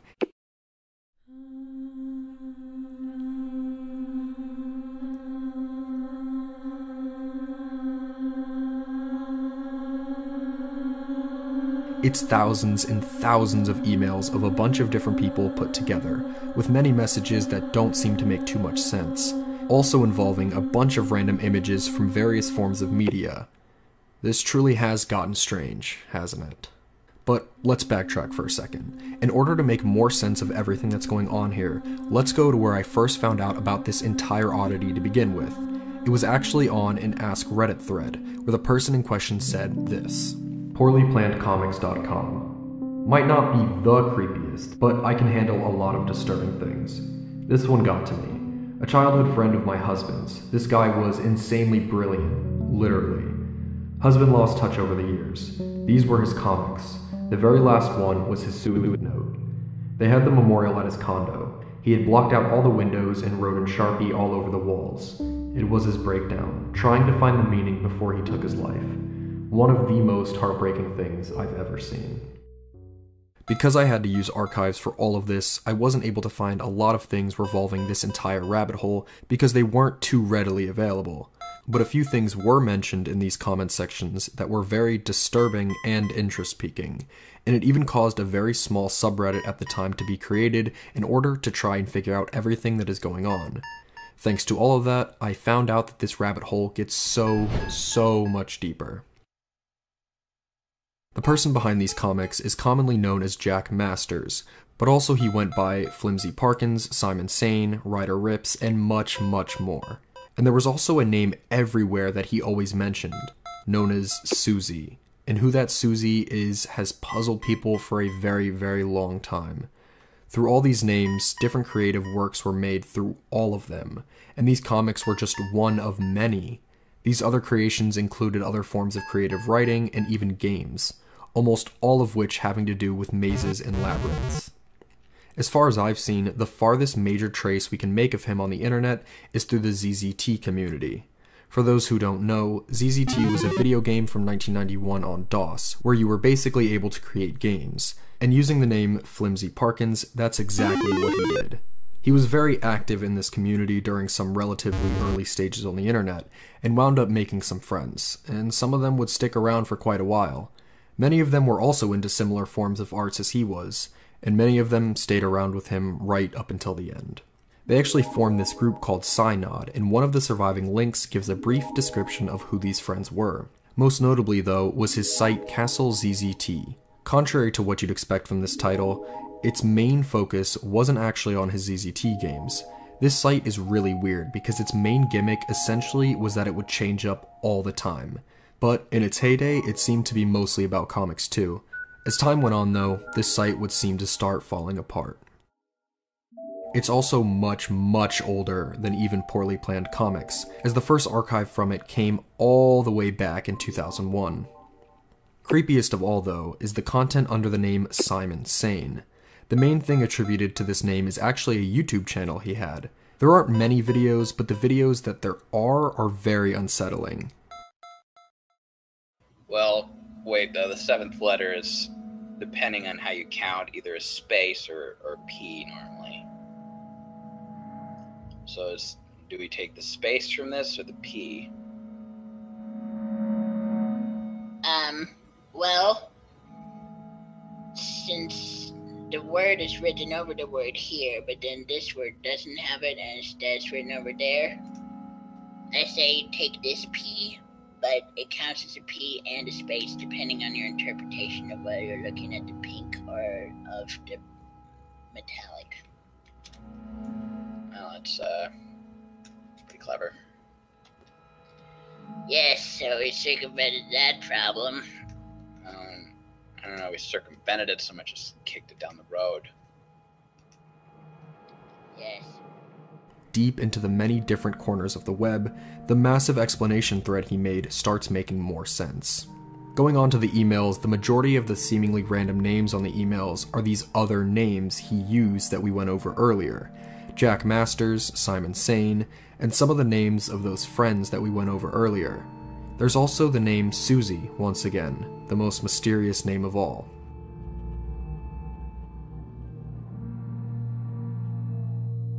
So after reading all of this now, what truly happened here? Well, before I get into it, I want to shout out this Reddit post which organized the information in the link, as well as some other information from various other crannies deep in the web better than I could have. That being said, it all begins with this book called Maze. This was a puzzle book written by Christopher Manson in 1985, where 10K would be given to whoever correctly solved the puzzle. Many people got close, but nobody actually wound up solving it, so the prize money was split between the people that got the closest. Figuring out this puzzle was a huge obsession of Jack's, and is likely why so many of his works feature a theme of mazes. However, later in life, Jack would also become disillusioned with the book, believing that it was so difficult to solve, not because of the brilliance of its creator, but the opposite. He thought it was an enticing puzzle that was constructed poorly. Meanwhile, a multitude of Jack's friends had an entire podcast devoted to attempting to solve the puzzle, entitled Mazecast. And of all of these people, one of them took extreme importance regarding everything that happened here. His name was Vincent Watkins, and he actually wrote his own puzzle book. This book became another extreme obsession in Jack's life. He believed it was historically important, and it also borrowed from Maze, which he was likely right about due to Vince's background. But there's something else that happened which was arguably even more important regarding everything here. Vince got into contact with Andrew Hussie, and if you don't know who that is, he's the creator of Homestuck. Hussie agreed to do some illustrations for Vince and drew a couple based off of the draft. However, Jack was obsessed with the idea that Hussie had stolen core concepts, imagery, and puzzles from Vince's book and embedded them in his popular webcomic, Homestuck.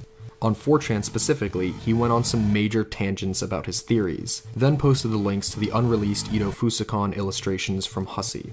As time passed by, Jack believed that he had to write his own story down, much in the vein of the puzzles he was obsessed with. His story would be a puzzle like that, not just because he was incredibly skilled and interested in mazes and puzzles as a whole, but also because he genuinely saw himself as someone that was on a different level and beyond understanding. He fell further and further from reality over time as these theories became further removed from reality. Later on, he even believed that these books were written for him, about him, and were mocking him. We also know that towards the end, he began increasing his usage with LSD and added AI, which undoubtedly worsened his psychosis. This all came to its conclusion in the form of a link that we see here. He finally made his own story, much in the cryptic vein of the puzzles he obsessed over, hoping that one day, people may piece it together. The conclusion of all these events resulted in his tragic death, the completion of his story, and one of the most tragic internet tales I've ever seen in my life. Through this entire ordeal, one question remains, and that is, who was Susie? Well, luckily for us, this question seems to be arguably the main point. We know that Susie was not merely another name like Simon Sane or Flimsy Parkins, because this name was the only one to constantly be mentioned even under all his other names. Through reading intensively about Jack for a while, I do think I have an answer. To me at least, it seems very plausible that Jack was dealing with a multitude of mental health conditions, and his story actually confirms at multiple points that he was dealing with either schizophrenia or schizoaffective disorder. One of the main characteristics of these disorders are delusions, which definitely explains the really far-fetched theories about Andrew Hussie and Homestuck.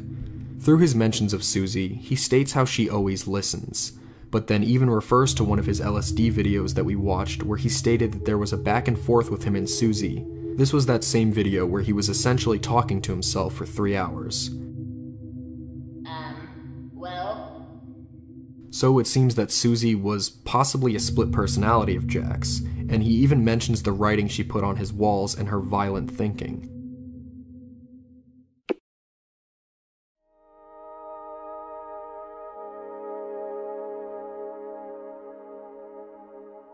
Overall, this journey we have taken tonight is unlike any I have ever experienced here on the internet.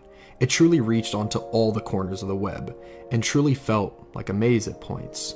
Jack finally made what he believed was his magnum opus, but we of course wish it didn't end the way it did. Jack truly was a brilliant mind. His art was unlike anything you'd see anywhere else. It was experimental, constantly questioning narrative structure as a whole, and also gave the feeling of being in a maze. Despite the problems he dealt with internally, he was truly able to impact many that he faced in his lifetime. May Jack Masters rest in peace.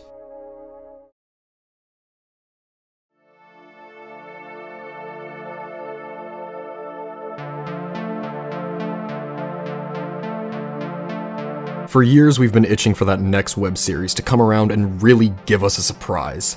And for even longer than that, we were wondering if it was even possible anymore. And this isn't even because of our admittedly overused phrasing of how almost all ARGs actually suck anyways. That was a type of thinking that we definitely got too used to saying out loud. Truthfully, the reason why Jiff and I wondered whether a web series could ever scare us again was because of our maturation on the internet to begin with, and this is something that I think could be understandable to some. As funny as it sounds, when we were first making videos on this channel, we weren't necessarily gullible, but more so not that knowledgeable. The first time we saw Meat Sleep, the crux of the video revolved around whether what we were watching was actually real or not, instead of specifically figuring out what the ARG meant. And that's because we didn't even really know what an ARG was when we first started this channel. After we did know, we still approached every well-done ARG with the feeling in the back of our head, well, what if this is real? A smaller channel on the far reach of YouTube, Rome was probably the strangest and freakiest ARG I've ever seen, and that we have ever covered. Again, it's funny to think about now, but that precisely was the main reason ARGs originally got under our skin. And well, with the knowledge we have now, that of course doesn't happen anymore. But thinking about it deeper, it's kinda like a horror movie. When we watch one, we know that the movie itself is not real, but hey, it can still scare you sometimes despite that. You just gotta find the right one. And that leads us to today. For the first time in over 2 years, we have found a web series that I really think is quite effective, and I really missed it. The channel is known as Boisvert. As of writing this video, there are only 14 videos, and without further ado, we're simply going to go through all of them and attempt to figure out what it all means. So, sit back, relax, and let's finally delve into a web series once again.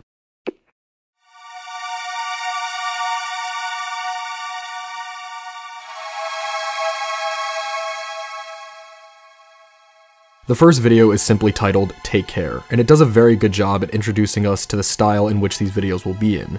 Take a watch.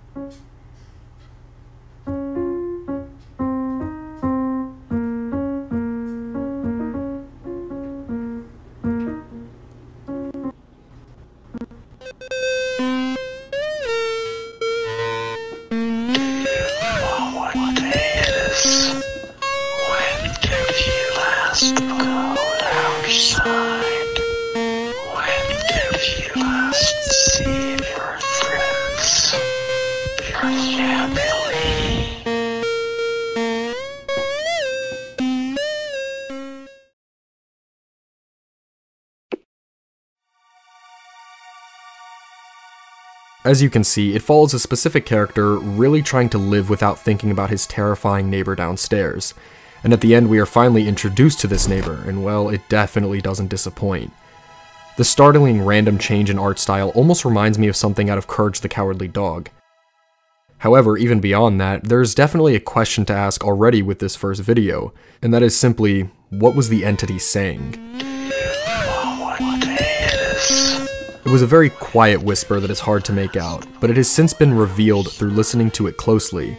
The entity seems to be saying, do you know what day it is? When did you last go outside? When did you last see your friends, your family?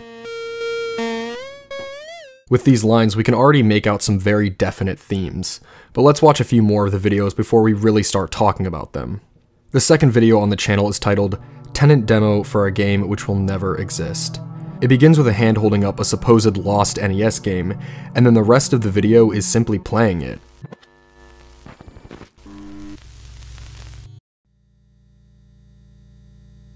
The graphics of the game are really creepy and remind me of bootlegs of the time, and the goal of the game seems to be about paying him a visit, and by the time the video ends, you do just that.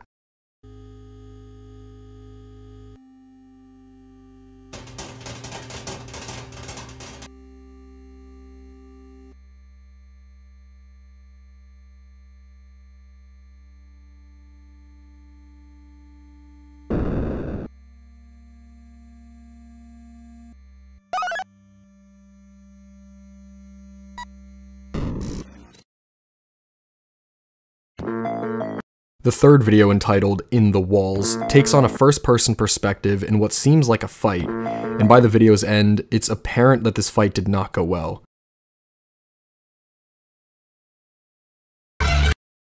While watching it, I can't help but feel that there may be some sort of connection between this video and the Tenant game. One man going down a long walkway and seeing a black figure. They both share that in common, except this is of course not in a game. The next video, They Don't Know, is a play on the popular meme template of the same name. For those unfamiliar, the They Don't Know meme typically depicts somebody pretty uncomfortable at a party, and the people at the party don't know something about him, which is usually where the comedy comes from. In this one, we see a monster standing in a room, yet somehow the average person doesn't know about this monster. Another thing that is very thematically important to keep in mind. What's interesting to note, the monster in this video looks a lot like the triangle-headed monster we've seen in the past, but it does actually seem to be a different creature, and we see this one again in the future as well. Burning.mp4 is when things really start making sense. Take a watch for yourself.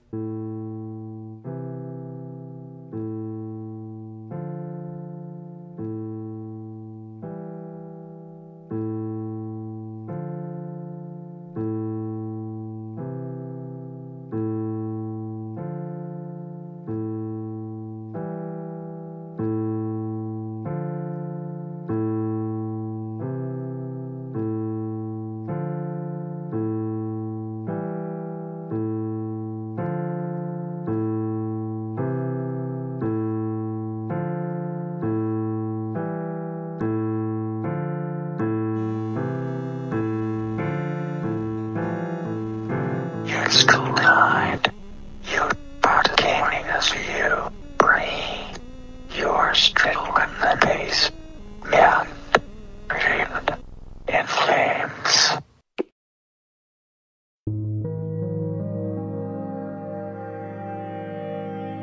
Thankfully, as you saw with enabling subtitles, everything here is able to be understood. But regarding the actual contents here, it's becoming clear that this monster in the basement is quite representative of overall feelings of negativity and depression.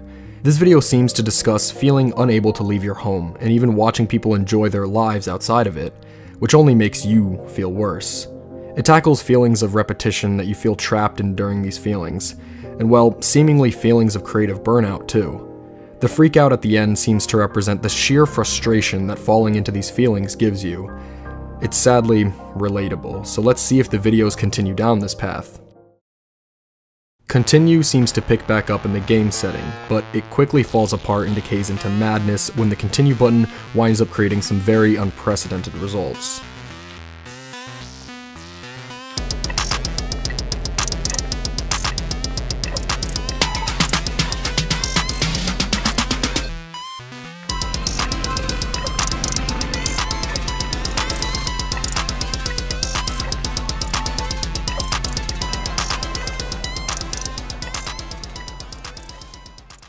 I Met a Beautiful Angel is the video up next, and it is the most cryptic, yet possibly fascinating video on the entire channel. It's also the one video so far that genuinely has ARG elements, as it features codes and other cryptic messages all over the video. The video starts with some repetitive imagery that seems to show that this black figure with the outstretched hand is likely the same one we have seen in the past. When he stretches out his hand, a message comes out, which is the name of a Bible verse, Corinthians 13:11. If you look at the verse, it says, "When I was a child, I used to speak like a child, think like a child, reason like a child. When I became a man, I did away with childish things." After this message is said, we seem to be introduced to a new figure, before it cuts back to the figure that we know, where it shows us another Bible verse, this one being Proverbs 20:11. Even small children are known by their actions. So is their conduct really pure and upright? Following this, another figure is introduced, looking quite similar to the other one, before cutting very quickly back to our figure's hands again, where another Bible verse is shown for a fraction of a second, this one being Romans 3:23.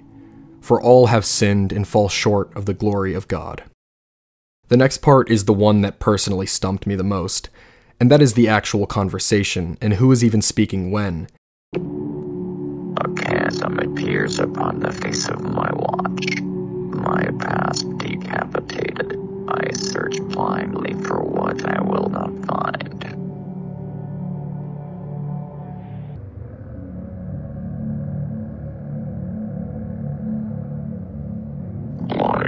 by your own hand, as surely as if you had held the burning garden. 1,000 decisions made in the name of a desecrated existence. Look up from your watch and tell me when you will grant forgiveness to the one most lacking. When it is deserved.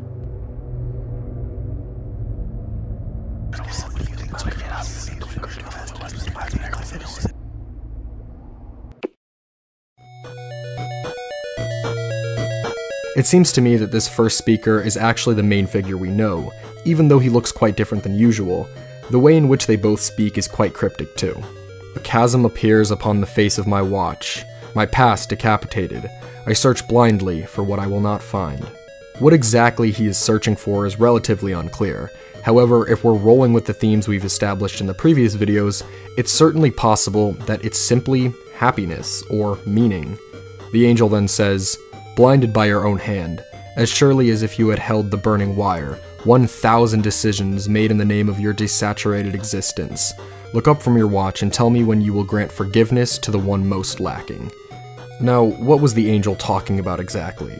To be honest, it's not 100% clear. To me, it seems to be calling out the figure's current behaviors and decision-making. Perhaps saying that the way in which you live should never be that way and is only culminating in your desaturated, or in other words, dull life. Basically letting these feelings of negativity wind up muddying your behaviors, and can really take a massive toll on your existence. Who exactly the figure should be granting forgiveness to is also very much unclear, but the only person I can think of is simply yourself. The title and description of this video is also quite noticeable, as they help create a complete sentence. The title again is, "I Met a Beautiful Angel," and the description reads, "And he told me something I did not want to hear." If we were going with the established theory we have come up with here, it's entirely possible that the harsh form of advice regarding feelings of depression that this angel gives definitely isn't something that you would want to hear when you are feeling that way. Following all of that, we have The Complex. This video is extremely notable because it finally gives us a name drop for one of the creatures in the series. Through text that very quickly gets scribbled out, it says, "The quilled god rages and destroys the rope which held him aloft." The following video is entitled deepwebheatwave.files.vid.xtk. The video itself isn't too notable, it just shows us a very creepypasta-esque website, but towards the end we do see multiple QR codes, and well, let's see where they go. Well, there are a lot, and the majority of them just seem to be stills from other videos. But there is one very notable one which features hexadecimal code. It shows an image of somebody holding a knife, and the code translates to, "I will come for you." It's what he would have wanted. After this, we have Entirely Beloved, one of the most interesting videos of them all so far.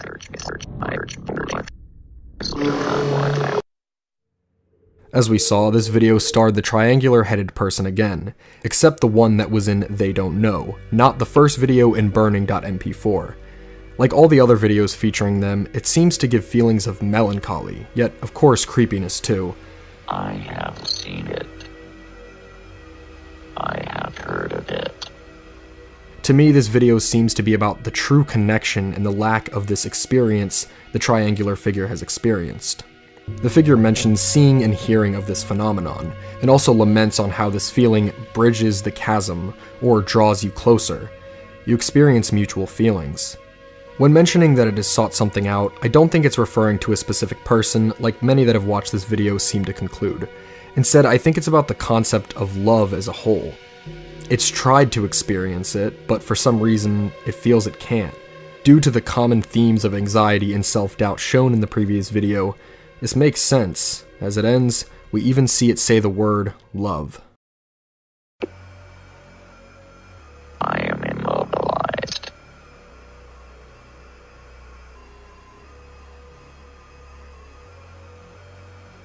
And when you come near,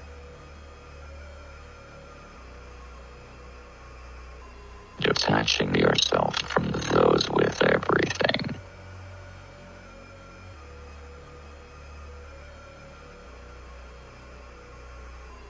you will see in my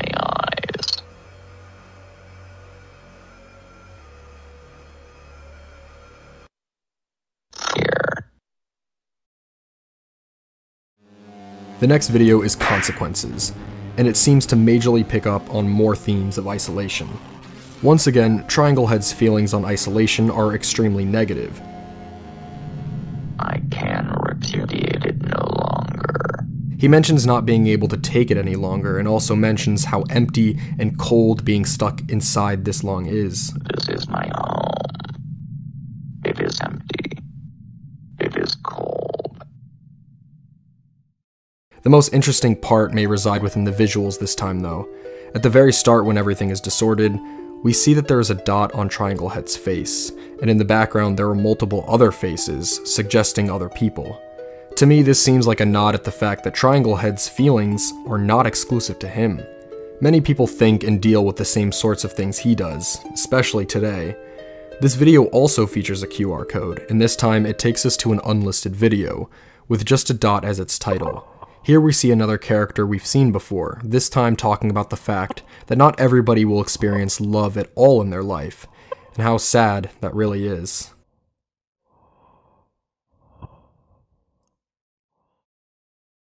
The next video, Prelude, Angels_Warning, as you may have guessed, features the return of the angels, and it's just as creepy as ever.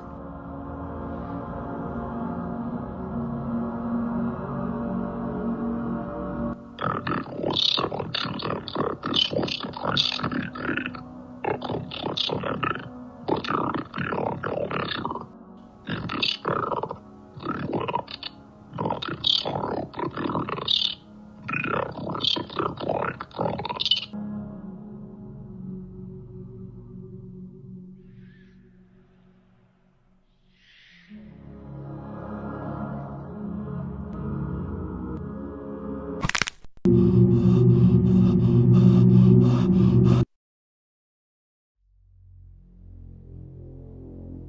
This one really seems to take the previously mentioned word of complex and really makes it its focal point. To really clear everything up so it all makes sense, a complex is, well, any similar group of things that connect together, and when the phrase is used, it's usually referring to buildings or prisons. In this series, I definitely think the term complex goes deeper. Throughout all these videos, there's one thing that is certain. All these characters we have seen are facing similar struggles. They all seem to be isolated, and they all seem to be melancholic and lonely. The complex here seems to be the connection that these beings share, that of being trapped and isolated. Zoning Ordinance is next, and it is the single longest video in the entire series. The vast majority of it seems to portray a fight that many of the characters we have seen before partake in with each other. At one point though, things do calm down, and we see Triangle Head begin speaking with someone, where it seems to confirm our previous points with what the complex really means here. Can you picture an empty room with yourself at the center? Answer me quickly and honestly. Can you picture an empty room with yourself at the center? I don't know. Is there still enough space in the hallway to continue? I don't know. The complex is an aberration, yet you have treaded a hole within yourself that only it may fill. Do you know what you must do? I don't. Cry out, for there is slaughter in the New Jerusalem. Cry out, so that one may ignore. After the conversation, Triangle Head rips the face of the person he was talking to and puts it on his own head, which allows him to easily defeat all the other people in the fight, ending the video.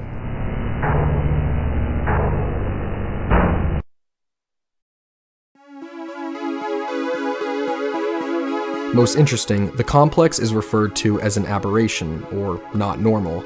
In this specific instance, the overwhelming loneliness all the characters feel may not be as a result of a usual circumstance. Despite this though, it's said that damage has been done that may be extremely difficult to reverse. And at long last, we've reached the final video, at least at our time of writing. It's called Ashes.mp4. This is one of the more mysterious videos in its meaning. It shows the horned man again working on something, and then shows multiple very quick cuts of the woods where a creature on all fours is walking towards the camera.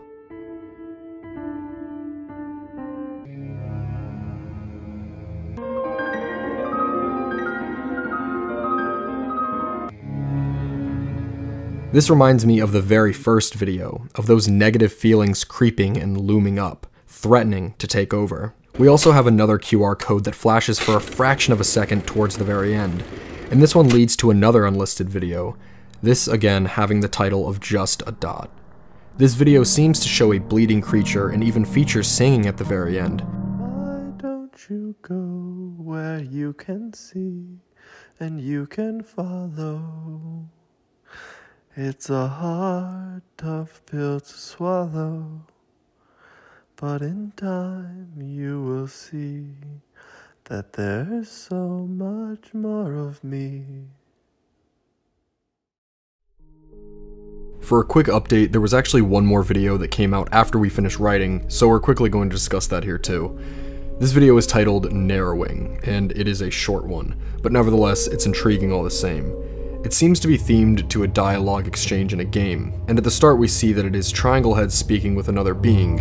About 9 seconds in, there is a pretty massive piece of text that flashes for just a second, and if you do catch it, it says, "Frankly, it isn't worth your time." Yes, he thinks like that. He always has, and he always will. Fuck him. You've completely missed the point, after so many attempts to show you. It's impressive, really. Enough of this. If you had something to say to me, then say it. I've endured these half measures for years now. You already understand. I will kill you. I will crush your head against the pavement. I almost killed a beautiful dog earlier and took a break to last a lifetime. I can't keep indulging in this. The rest of the video pretty much follows suit in this same sentiment.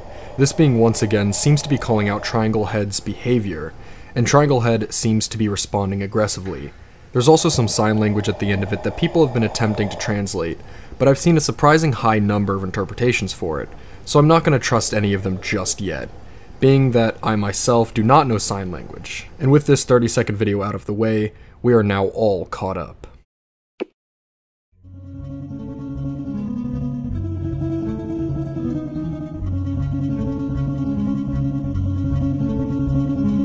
So what does this series all mean? Well, as we've been alluding, it seems to fixate itself on isolation and the negative feelings that come with either doing that or what leads one to do that in the first place. There are a multitude of different characters in the videos, and while it is cool to attempt to track down every single thing they do in these videos, I think the point is that they are all inherently going through the same thing in one way or another. The complex is this group of characters. They may be different, but they are also one and the same when it comes to these experiences.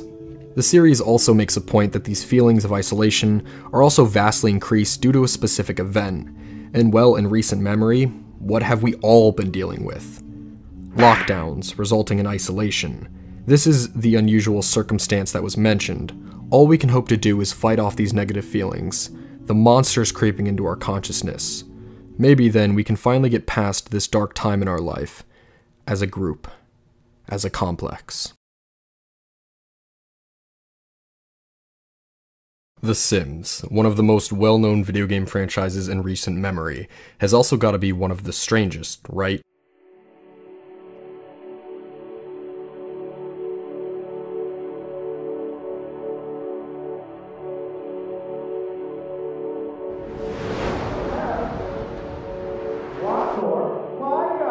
Typically, video games will serve as a form of escapism.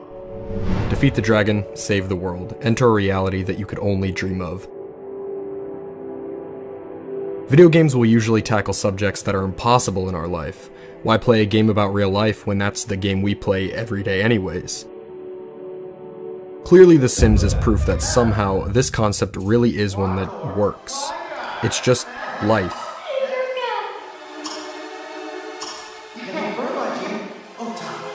You can create characters from all sorts of backgrounds and live life any way you can possibly imagine. And whatever life you're living in the game, there's also going to be hundreds of other characters in the game living their own lives in various other backgrounds, some being more fortunate, some being less fortunate. Usually the lives of these random NPCs won't be much intrigue to the average person, but maybe they are worth your time after all. Someone thought so, and it culminated in a rather interesting blog, that being the blog of Alice and Kev.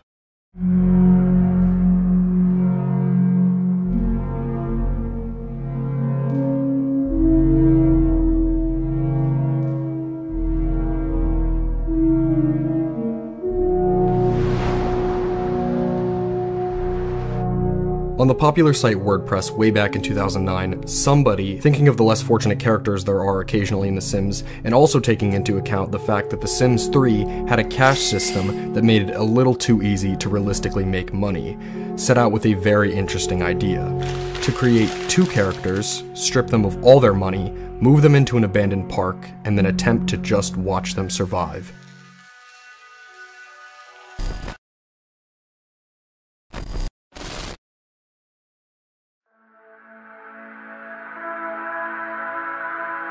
How would the results turn out? Would they be successful and find a safe place of living down the road? Would they begin drifting apart? Well, the 2 characters were Alice and Kev, a father and his daughter. Their personalities are described as follows. This is Kev and his daughter Alice. They're living on a couple of park benches, surviving on free meals from work and school, and the occasional bucket of ice cream from a neighbor's fridge. When you create a person in The Sims 3, you can give them personality traits that determine their behavior. Kev is mean-spirited, quick to anger, and inappropriate. He also dislikes children, and he's insane. He's basically the worst dad in the world. His daughter Alice has a kind heart, but suffers from clumsiness and low self-esteem. With those traits, that dad, and no money, she's going to have a hard life. On the following blog post, we get our first taster for how unexpectedly deep this whole experiment would cut. It describes Alice's teddy bear as being the only thing to ever hug her. It then shows how Kev hates children, waking up each morning to berate Alice, starting arguments for no reason at all. This resulted in Alice even leaving occasionally, sleeping on benches farther away from her father, and in one instance, actually being able to sleep in a bed due to a very nice household. The owners even noticed Alice's smell, but still let her sleep there out of possible sympathy. Moving back to Kev's side of things, we're now reminded of one of the core aspects when it comes to creating Sims, and that is of the lifetime wish. When you create a character, each one of them has a lifetime wish, something that they strive to accomplish before they pass. Well, being a horrible person, Kev's lifetime wish is to be the boyfriend of 10 different Sims. And as we see throughout this blog post, due to his personality, this lifetime wish is not seeming very possible.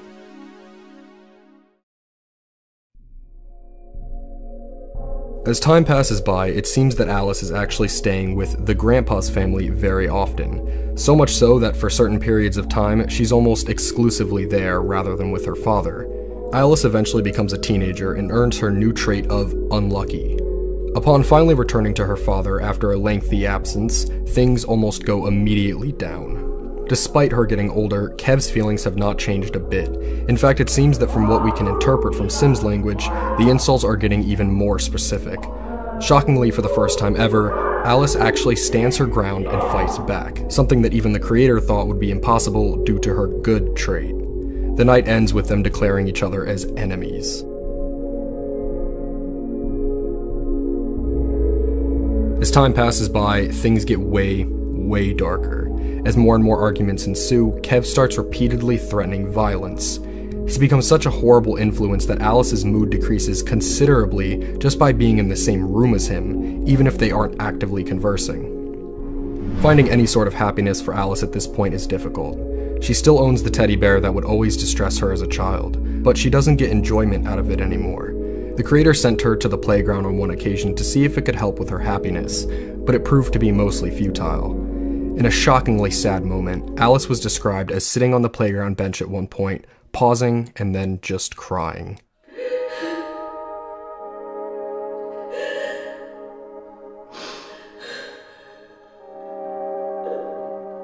Even worse, the family that always accepted her no matter what, the Joy family, stopped allowing her to sleep inside their house for whatever reason. With nowhere else she felt she could go, she just slept on a bench in their backyard, a place she actually wound up sleeping at for quite a while. Things start getting a little more nuanced later though. Having a curfew for years, it's a relatively common occurrence for the police to come and take Alice back to Kev, and on a particular instance this time, she gets sent back to him like usual, and Kev's response is really interesting. He's mad as you would expect, but not in the ways you'd expect. You'd expect him to just berate her randomly like usual, but it actually appears to be filled with some worry, and he even helps her with some homework afterwards.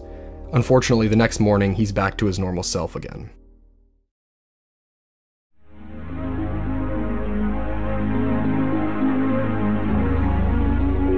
As things continue on, both of their lives begin feeling like somewhat of a cycle. Alice stays at home before she's eventually kicked out, and Kev tries to get more women and failing majorly. There would be a few things that absolutely stand out though. At one point, Alice finally got the hug she always dreamed of, and that little action gave her actual optimism as she even got a job. Meanwhile, it appeared that Kev actually found someone for the long term and became an elder while at it. This one worked out for way longer than the others too, but even this one wound up failing.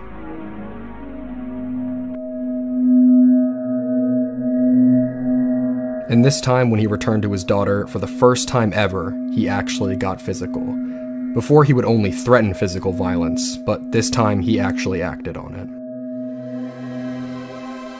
Meanwhile, upon receiving her first paycheck earning some money that she never had, she decided to donate it all to charity. This move shocked the creator of the blog, and us too. It would even become a common occurrence too. Alice truly was a good person through it all. Later on, Alice would become a young adult. She had her birthday party with a family that didn't even include her father, and as a result of being an adult, her days of school are over, so she can't get meals from there anymore. Meanwhile, for seemingly no reason at all, Kev starts taking a massive journey, just walking out in the countryside far away from civilization. There doesn't seem to be any goal, but he just keeps trekking out for whatever reason. Maybe in some way he'll find some sort of meaning in doing this. Alice actually wound up staying with the guy she's stayed with before, and who was with her for her birthday, and they are really greatly getting along.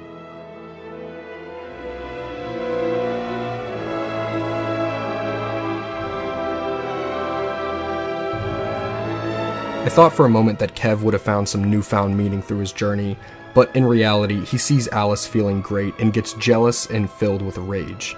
I'm left wondering why he did what he did.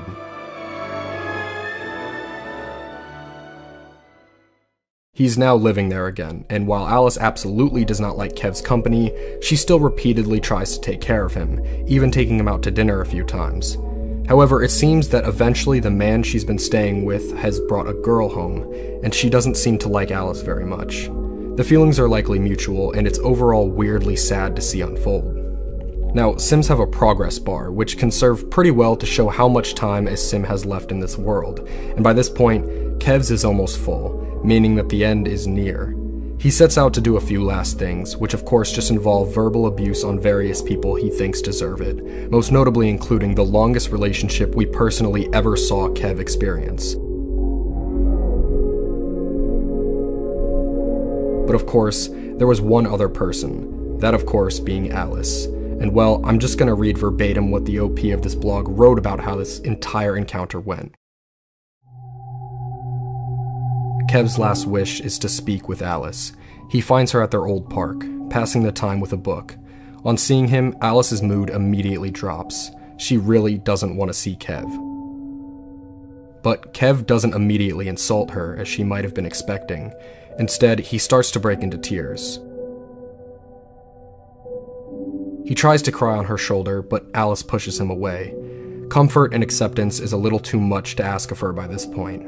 But I do see a lot of subtle emotion in their animations.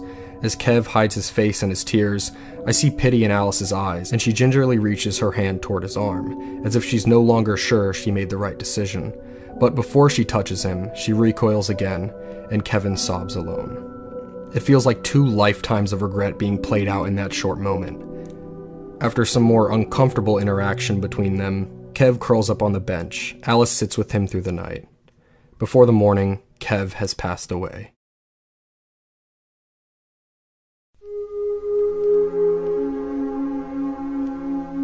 That leads us to our final ever post, simply discussing the immediate aftermath of this situation and what this will mean to Alice. Alice hated her father. After all he'd done to her in his life, that's not really surprising. But he was still the only family she ever had, so nor is it surprising when his death leaves her an emotional wreck for days. It will be some time before she finishes mourning, but when she does, I think things will be different for Alice. With Kev no longer periodically dropping by to wreck her self-esteem, Alice will have a comparatively stable life. With her new job, she will be earning enough to start saving money, even with her spending on food and her charitable donations. There is still a long, hard journey to be made if she wants to own a home of her own. But I think the worst of her life is behind her. While she's not quite living happily ever after, I think her future will be brighter but less eventful from here on. I feel it is a fitting place to end the story.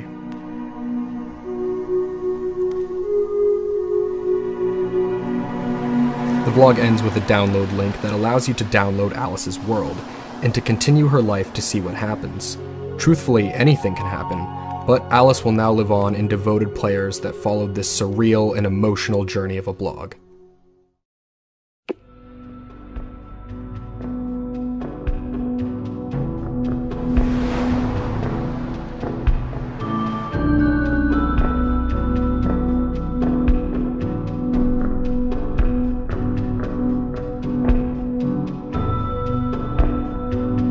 So as you may have noticed, this video was a little bit different than the normal video, as there wasn't really a mystery in sight. For this year, we wanted to make at least somewhat of a change in our formula. As you may have seen with the Halo video, the pieces of lost media we discussed weren't exactly much of mysteries either when it really came down to it. We just truly wanted to be able to discuss something on the internet we found incredibly fascinating. And while this blog certainly isn't like anything I've ever seen before, somehow a story being played out by a literal game managed to feel more real than most things you'll see anywhere else. It almost played out like a surreal soap opera, and I never really expected to get so invested in it.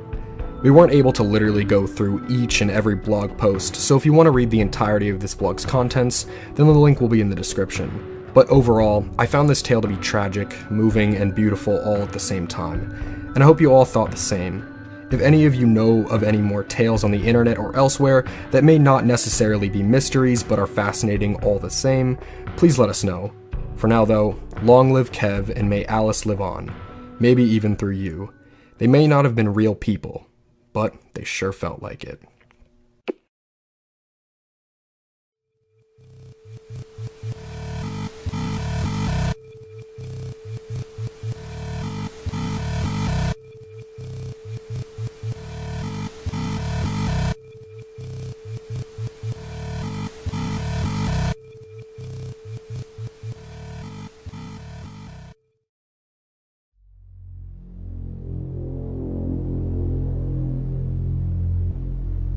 In the world of YouTube, it's no secret that some truly depraved content finds its way onto the site. With the amount of content uploaded every single minute, hell, every second, that shouldn't be too much of a surprise.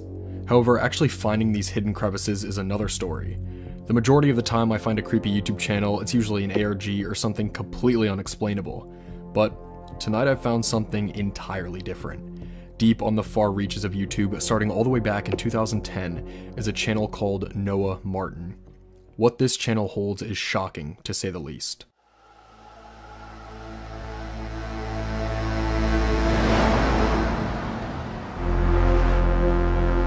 On this channel, only 15 videos exist, all of which are truly disturbing, especially when put together. The first video is titled, The Effects of Datura, Funny, which should already brace you for what is to come in this video.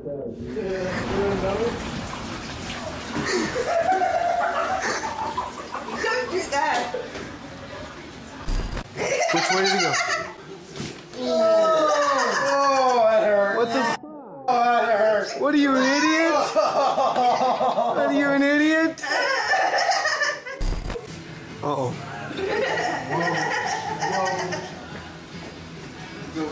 Let's go. As you can see, the video seems to show a person clearly under the effects of the drug, visibly going through its motions. What's worse, there are a multitude of people in the video, and they are all egging him on throughout it. Yeah. The way in which they all seem to speak and laugh makes me uncomfortable as well. It almost reminds me of something out of Texas Chainsaw Massacre. As the video continues, he simply wanders around the house, clearly not fully aware of what he is doing. At one point, we get to see another person from inside the house, and he seems very out of it himself. No, it can't be that close. It's gotta magnify. Hey. Yeah, it does. Jack, how you doing? And while this first video is certainly disturbing, the true reason we're covering this channel are for these videos that follow. The next video is titled Morgellons disease, which is a term that we'll be getting to soon, but the actual video itself features multiple voices talking, and an extremely zoomed in camera that makes it kinda hard to see what's going on. Where's my specimen? Put it on the knife. Underneath there.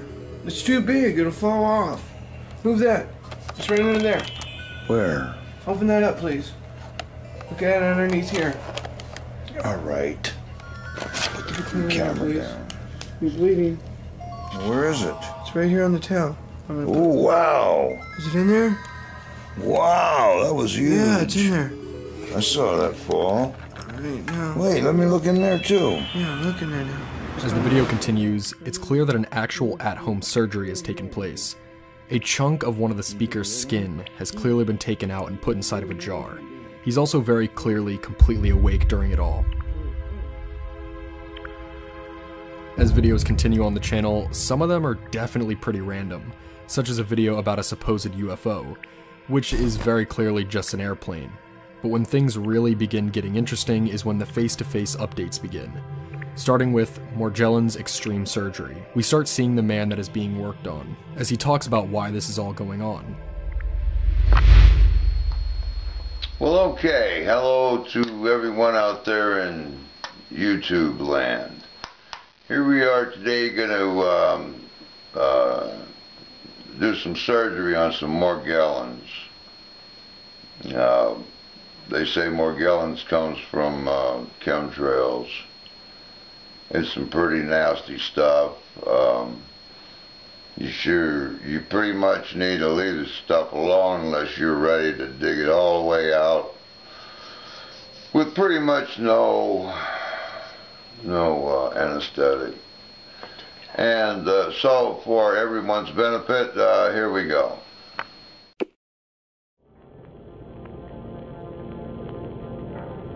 So yes, as the video said, apparently in order for this operation to work, he can't use any anesthetics at all. The description even confirms this, as it says, "Must be ripped out, we are using no anesthetics, this is a government conspiracy to depopulate the planet." After this, we get multiple videos in a row, all titled Morgellons surgery. And well, it is just that. We obviously can't show footage from any of these videos, but they are truly a hard watch. As the man's arm is being worked on, you remember, of course, that he is not under any anesthetics at all. Little nips, are you fucking out of your mind? No, you're not. As you can see, they have to nip it around and then pull it out to get all the little Morgellons from inside under the skin. Oh, sure, stop narrating, please.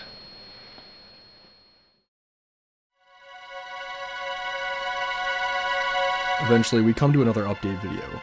This one is titled Jack 1, as that seems to be the name of this guy, and he lets us know more about the supposed disease that he is suffering from.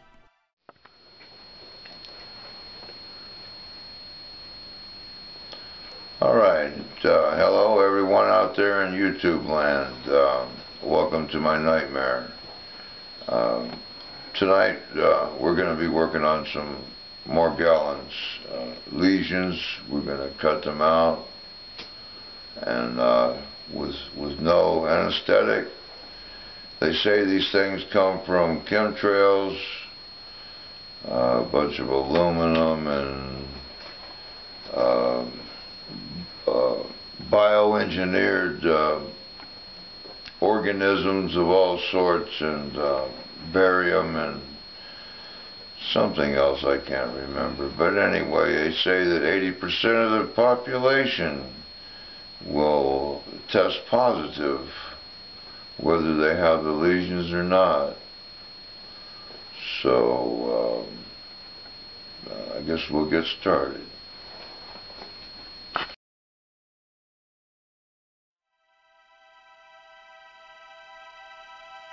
As you can see from the video, the descriptions he is giving when it comes to what causes this disease is extremely out there, and almost seems to border on conspiracy territory, which I suppose shouldn't be too surprising when taking into account one of the previous video subscriptions.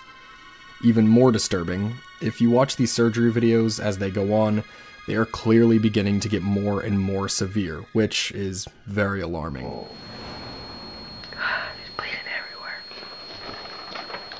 At last, we are finally treated to the final update video on the channel, this one also being titled just Morgellons disease, and he has this to say.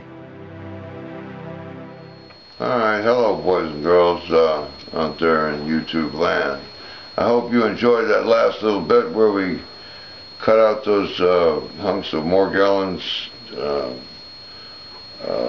material. We're going to do it again. I have another spot on my arm that's about twice as big as the ones we just did. So I hope you enjoy my pain, and here we go.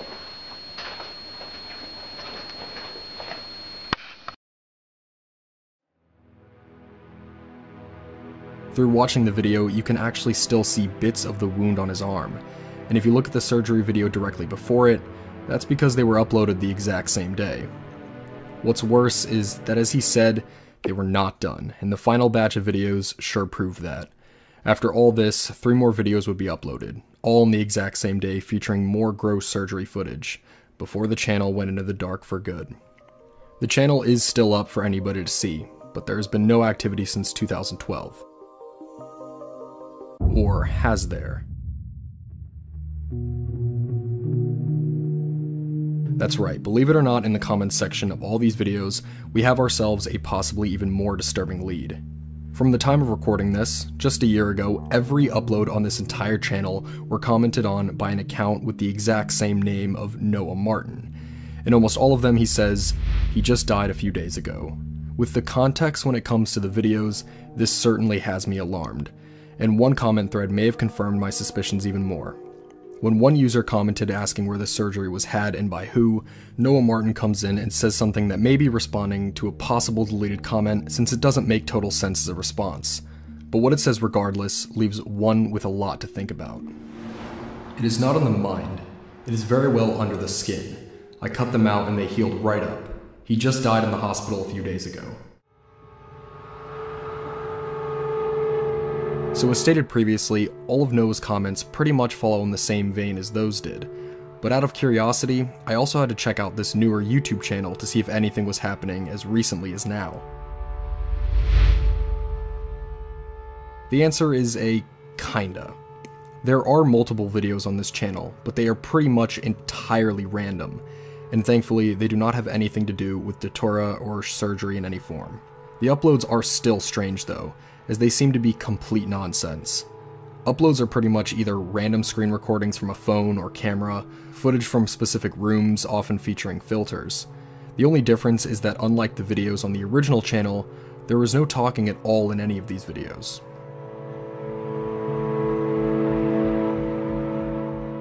As for the rabbit hole itself, that's pretty much where things end. This was a really disturbing group of people that may have ended just as dark as we might have expected. But of course, with everything laid out in front of us, tons and tons of questions remain that we are hoping to find the answers for. And, well, let's just go ahead and do that.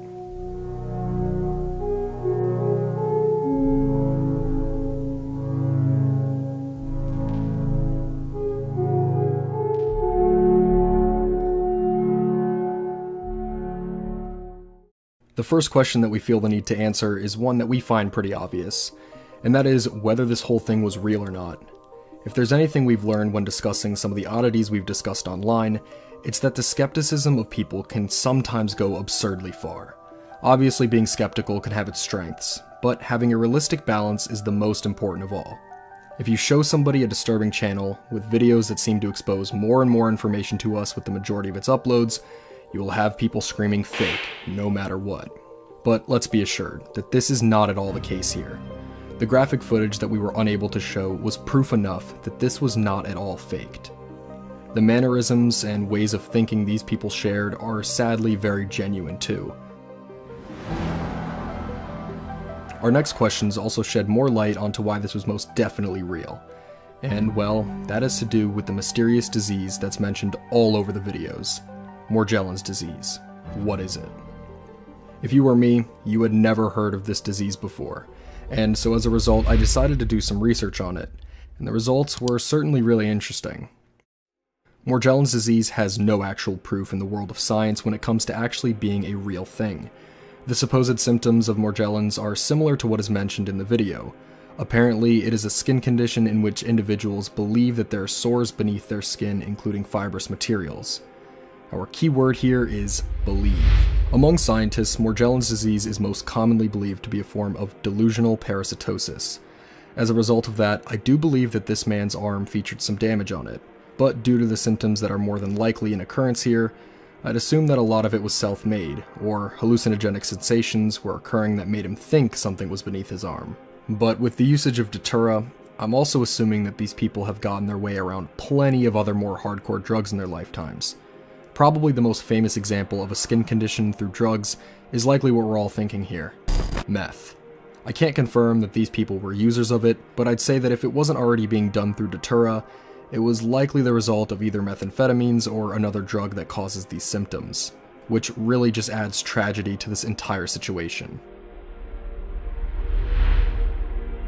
Moving away from the disease entirely, knowing more about Noah seemed important to me. While the channel is called Noah Martin, the two main constants in these uploads was the female speaker performing the surgeries, and the old man who was named Jack. These people both obviously are not Noah, and so I was simply wondering who he even was to begin with, especially when factoring in the channel that showed up as recently as a year ago. A few of the uploads did feature a ton of people in the home, and so I'm definitely assuming that he was one of the many friends that seemed to be there, but I definitely was confused why everything was under his name, especially when he doesn't even seem to be in a single upload. My only theory is that this whole family of people is not the most technologically advanced, and Noah might have been the only one with an account, so they just all used his. The final thing that relates to this is one that was briefly brought up earlier. What is the deal with this new Noah Martin account from just over a year ago? Could it be a fake account, or is it really related? To me, I'd say it's safe to say that it is. This rabbit hole is extremely unknown and was even more unknown when this new Noah account was made. So to me, I just don't see someone LARPing this far for something that doesn't really have any attention. More proof for me is the typing style, the grammar and spelling, or lack thereof. In this case lines up pretty perfectly to the descriptions of all these videos. It's also sadly not hard to believe the information he shared about Jack's ultimate fate. Though how exactly it happened is still shrouded in mystery too, and is the final thing we're left wondering tonight. Is it possible that these grotesque surgeries directly killed him? Well, I'm really unsure, honestly. I'm gonna go out on a limb here and say that these homemade surgeries were extremely unsafe and were probably not properly sanitized. They were also likely removing chunks of skin that just did not need to be removed. That is certainly the recipe for an infection, but I also find it just as likely that this man could have died any other way a year ago. He was old in these videos in 2012, and nearly 10 years have passed since. Truthfully, anything could have happened. According to the most descriptive comment, his surgery wounds healed right up, but he only died in the hospital a few days ago. This is very vague. When did these surgeries heal up? How long did they really go on for? These answers change everything, but they are unfortunately not given. The wounds that were mentioned here could have very well been the ones seen in the video, and they could have healed up quite a long time ago, and he simply died in the hospital from something else those few days ago. Or they could have continued doing these surgeries for a very long time after the upload stopped, and then he died in the hospital. There's literally no way to prove either possibility here, and that's all we're given. I'd like to hope that the death was unrelated to possible complications from these surgeries, but as we said, we sadly can't prove or disprove anything of this sort. And that's where this mystery ends.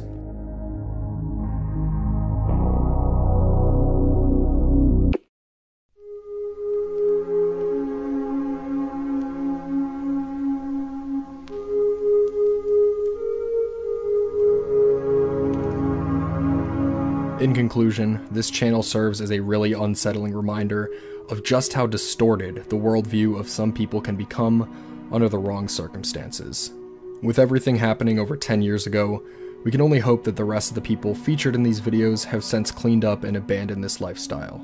But sadly, that is not something we can prove either.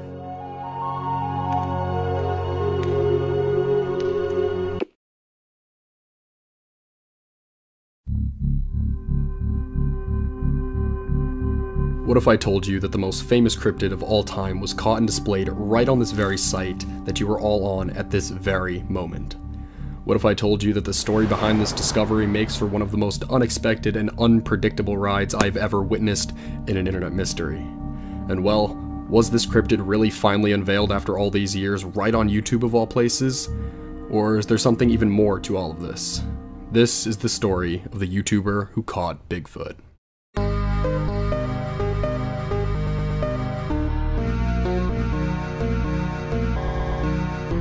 Now on YouTube, of course, there are channels for all sorts of things. One of the pretty popular types of content naturally revolves around pets. Cat memes aside, there are millions of channels dedicated to either cute dogs, cats, or other forms of exotic pets. And when there are channels devoted to cute pets, there are also going to be tons of channels all about training them too. One of these channels is known as Peter Kane Dog Training. Now of course, as the title of the channel suggests, the majority of his videos surround, well, dog training, especially in the early days. However, he also did training videos for some other types of animals, most notably being ravens. Quite the exotic animal. In the first video of his that truly caught some massive attention, he made a video all about his pet raven, and in here it shows his personality that certainly made his videos stand out from the pack. Check it out, it's Sam the Raven. You know, he's a douchebag. I think a lot of people don't understand what I'm saying when I say like a raven doesn't make a good pet. And you have to understand, I do this for a living. I work with animals for a living. You know, I don't have a kid running around here. If you have a child, maybe a raven wouldn't be such a good idea. Love is not enough for the raven, it's the truth. They need a lot more than that, and you can't just let them do whatever.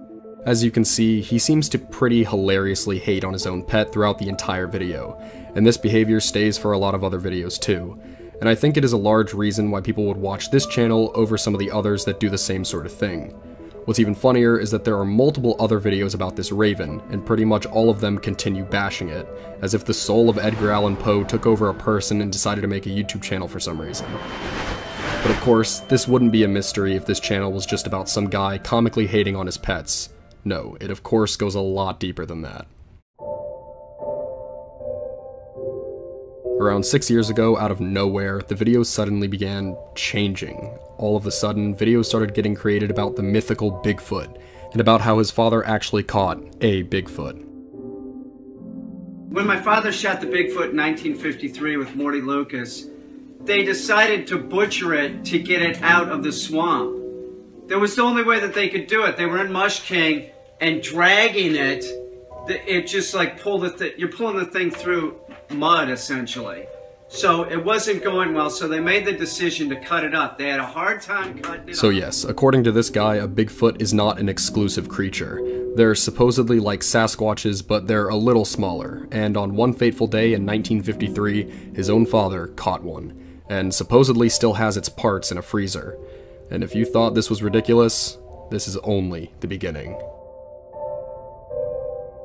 Eventually, through select pieces at a time, this Bigfoot creature is actually revealed and discussed. He shows off Bigfoot's hand in a video entitled Bigfoot Hand Unveiled Mysterious Properties Documentary. When my father shot the Bigfoot in 1953, they had to cut them up to get them out of the swamp. They were too big, so they started cutting them up. This is one of the body parts. It's a hand from a young Bigfoot. And I want to be perfectly clear, this is a science documentary, and if you have a squeamish stomach, you might want to turn the camera off right now. So this is a hand of a young juvenile Bigfoot. It's been frozen. I took it out of the freezer. You can see the hand clearly. It still has congealed frozen blood on it. Notice the fingernails. I don't know if you can tell, but they're translucent like a human's.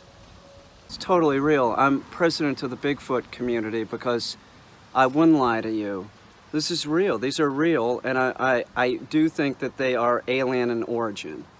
Now I'm gonna show you why. The biggest takeaway here is that he believes that Bigfoots are alien in origin and shows how this hand is magnetic.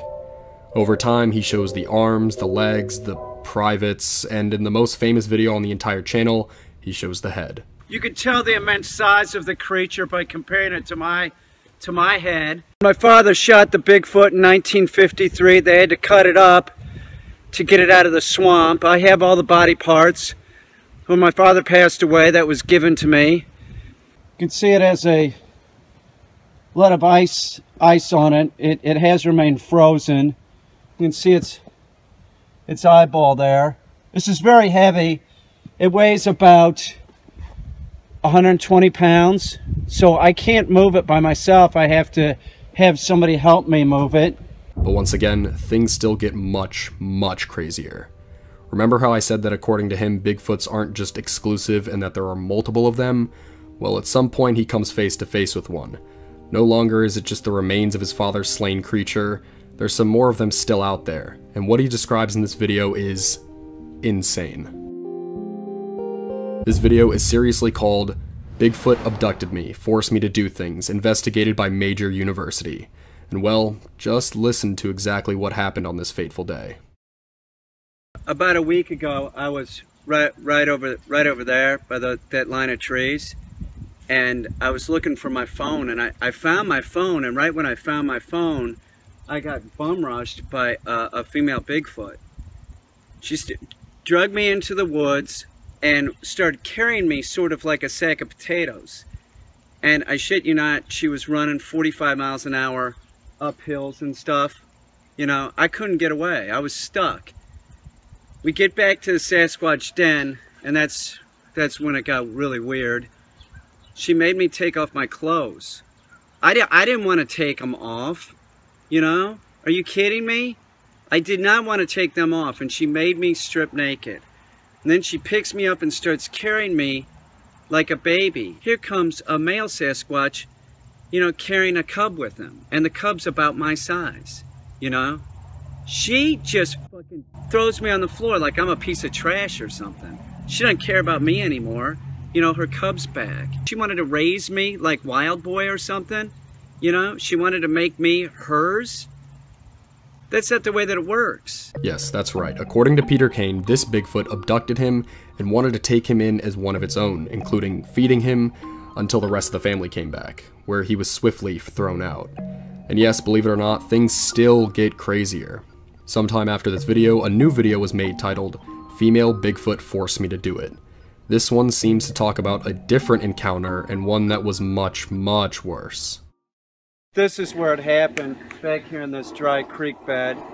I was back here looking, I thought one of my dogs was back here, and I was like, how'd the dog get out of the yard? I saw a bunch of, you know, movement, and then I got back and well, maybe it's a deer.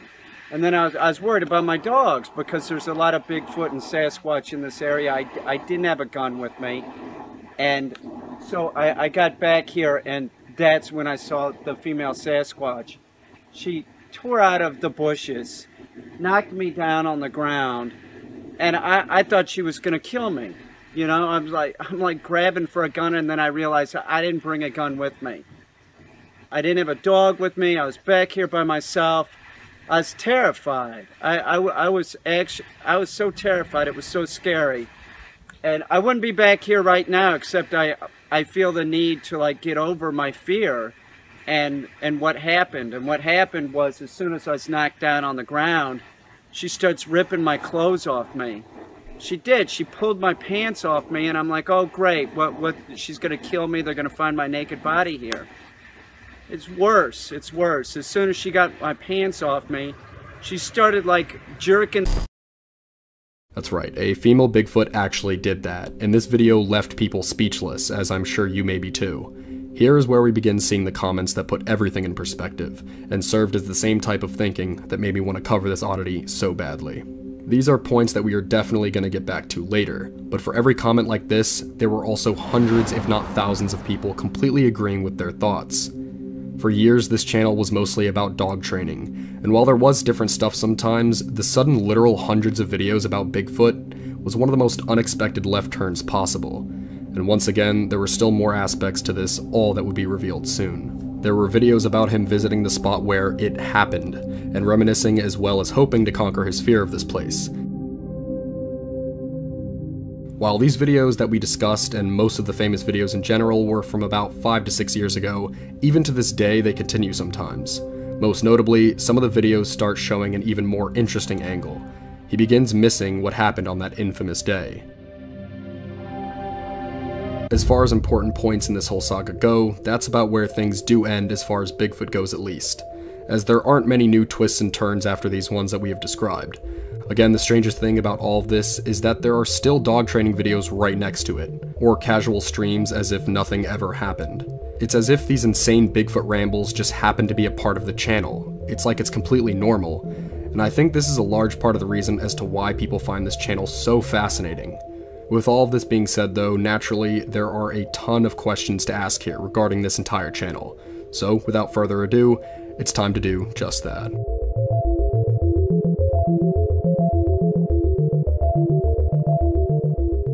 The first question is, of course, is any of this real? Did Peter Kane really just uncover the mystery behind the most famous cryptid of all time right before our eyes?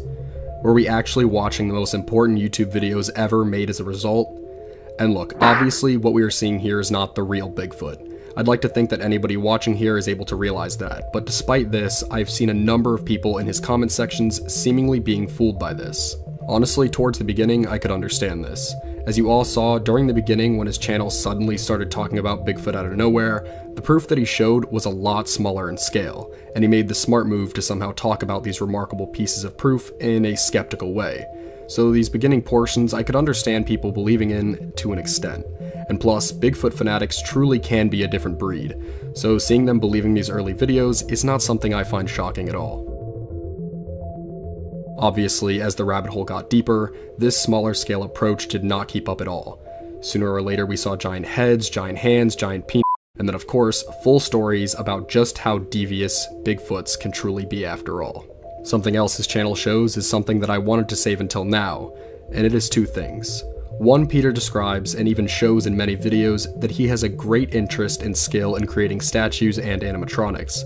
He's actually an incredibly talented artist, and obviously, this is how the Bigfoot proof shows a shocking level of skill that you wouldn't ever expect out of something like this. However, the second thing we were saving from sharing until now is something that takes the suspension of belief with this channel even further down. Guess what? As this channel shows, Bigfoot wasn't even the only creature that his father found on that fateful day in 1953. There was also the Frogman.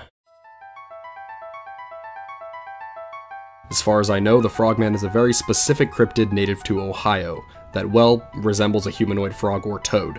That's cool and all, but in Peter Kane's world, the Frogman is basically just a stereotypical looking alien. Other people in the room that have been examining the Frogman, and that's what my father called it. We don't really know what this species is, but we have 11 other people here. We have doctors, scientists, a few titans of industry. Again, what continues to strike me is just how straight he talks about this utterly ridiculous creature. The realistic way in which he speaks of it is surely what gets people so confused about everything going on here, and I just can't believe that we never even see him crack a smile when he's describing these things. There is one more creature too, because of course there is, and it's the Dogman. Yeah, that's right, not the Frogman this time, but the Dogman, and he made a few videos about this thing a few years ago as well. And there is actually one more thing that he did a few times too, and that was to actually show proof of some of these Bigfoots in action. The best case of this to me is when a supposed Bigfoot attempted to drink some water that Peter had left out for some stray cats at night.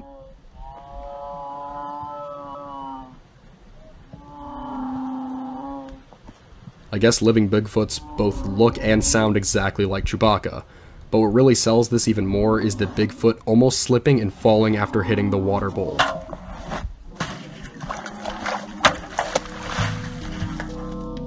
All of these things clearly show that nothing here was ever actually real, but again, by this point, I'm sure none of you were thinking that anyways. However, despite this, we're not done talking about the channel just yet, because there is another question. The reason people are so fascinated by this channel, us included, isn't about whether all of this is real or not, and it never was. Instead, what I think the true question to ask about all this is, why is he doing this? Again, that sudden leap many years ago to talk about Bigfoot in depth among other creatures, while also just still casually being a dog training channel, is one of the strangest things I've ever seen. And as we alluded to before, the amount of dedication to all of this is simply just shocking. Honestly, I don't have a true answer as to why he's doing this either, as I guess only he really knows, but I definitely do have some thoughts regarding all of this. Part of me wonders whether this entire act here is a nod or critique on just how ridiculous Bigfoot fanatics can be. Because of that, maybe he started making some videos that he knew may entice them, especially at the beginning, but then just threw it off the deep end on purpose for laughs. When watching these videos, some of the wackiness does sort of seem to feel like it is this way for that reason, but the second possibility may be just as likely, and it's simply nothing. There is no reason. What I see here is a man that has an amazing passion in animals as a whole, but also has a secondary passion in simply just creating. That's probably why he made a YouTube channel, but he knew that he always wanted his personality to shine through too, and also didn't want to limit himself to exactly what he should do. So having a YouTube channel, I'm sure he also figured that yeah, if he wanted to create some cool animatronics or statues, he could absolutely do that for people to see. And well, they certainly saw it, that's for sure. He also absolutely never sacrificed his personality in making these bizarre videos, and for that, he has etched a permanent marking into YouTube. When you think about it more, when YouTube was first created, this is what it was for. And no, I don't mean for Bigfoot assault recounts, but what I mean is that it was all about YouTubers coming in and doing things for their own love and passion. And most importantly, for fun. These aspects of passion, creativity, and even fun, despite all being so absurd, is something I can feel within each and every video. There truly has never been a channel quite like this one before, but it carries on a spirit that isn't around too often anymore. A spirit that in a way we hope our channel is able to keep alive too. So while no, Bigfoot wasn't truly found and captured after all, maybe by seeing this channel, we found something even rarer. Bots. You can't escape them on the internet. Check Instagram, TikTok, Reddit, Facebook, even this comment section most likely has bots. The internet is flooded with them. In fact, in 2021, it was reported that 42% of all online activity was bot traffic, which is a wild thing to think about. Will a day come when our traffic is the minority? It's a very weird concept to think about. Truthfully, most bots make our lives a hell of a lot easier. Feeling lonely? Text a chatbot. Need someone to play video games with? Most likely there's a bot on your team or actively trying to beat you. As scary as it is, bots and algorithms more specifically target the things you look up and try to sell you a solution to whatever you're looking for. Of course, there are the entirely malicious ones. Scam texts, calls, and DMs happen to pretty much everyone I know. It's nearly impossible to filter them out and escape them entirely. I'm sure most of you knew everything I just said, but it serves as the pretense for what we're going to talk about today. On this channel, sometimes we find topics that just wind up not working for entire videos, usually as the result of them being too short. But over the course of this year in particular, we found two separate topics that were both a little bit too short to cover on their own, but were actually really similar to each other. And they were about, you guessed it, bots, and more specifically AI. AI that seems to be self-aware in particular. Due to the similar yet fascinating nature of these respective topics, we figured we'd make a sort of special video where we talked about them both. So, without further ado, let's simply just get into the first mystery here.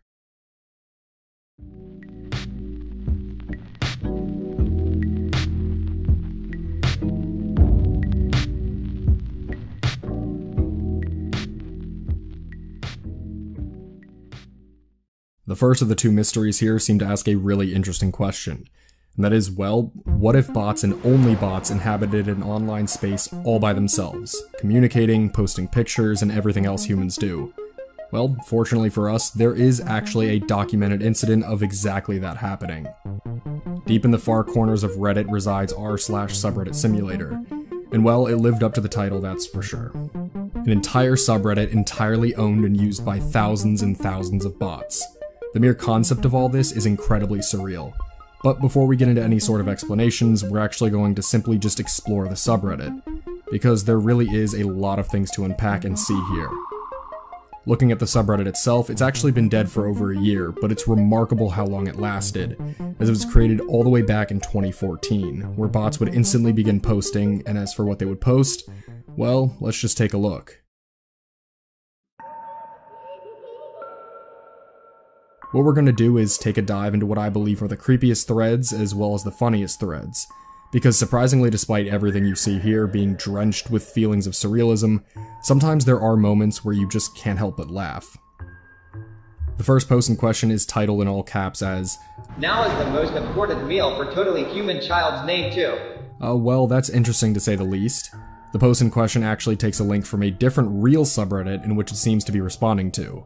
In the comment section, you get to see another wild aspect to this whole phenomenon, and that's the fact that literally every single comment is also from a bot, and there are no real users in sight.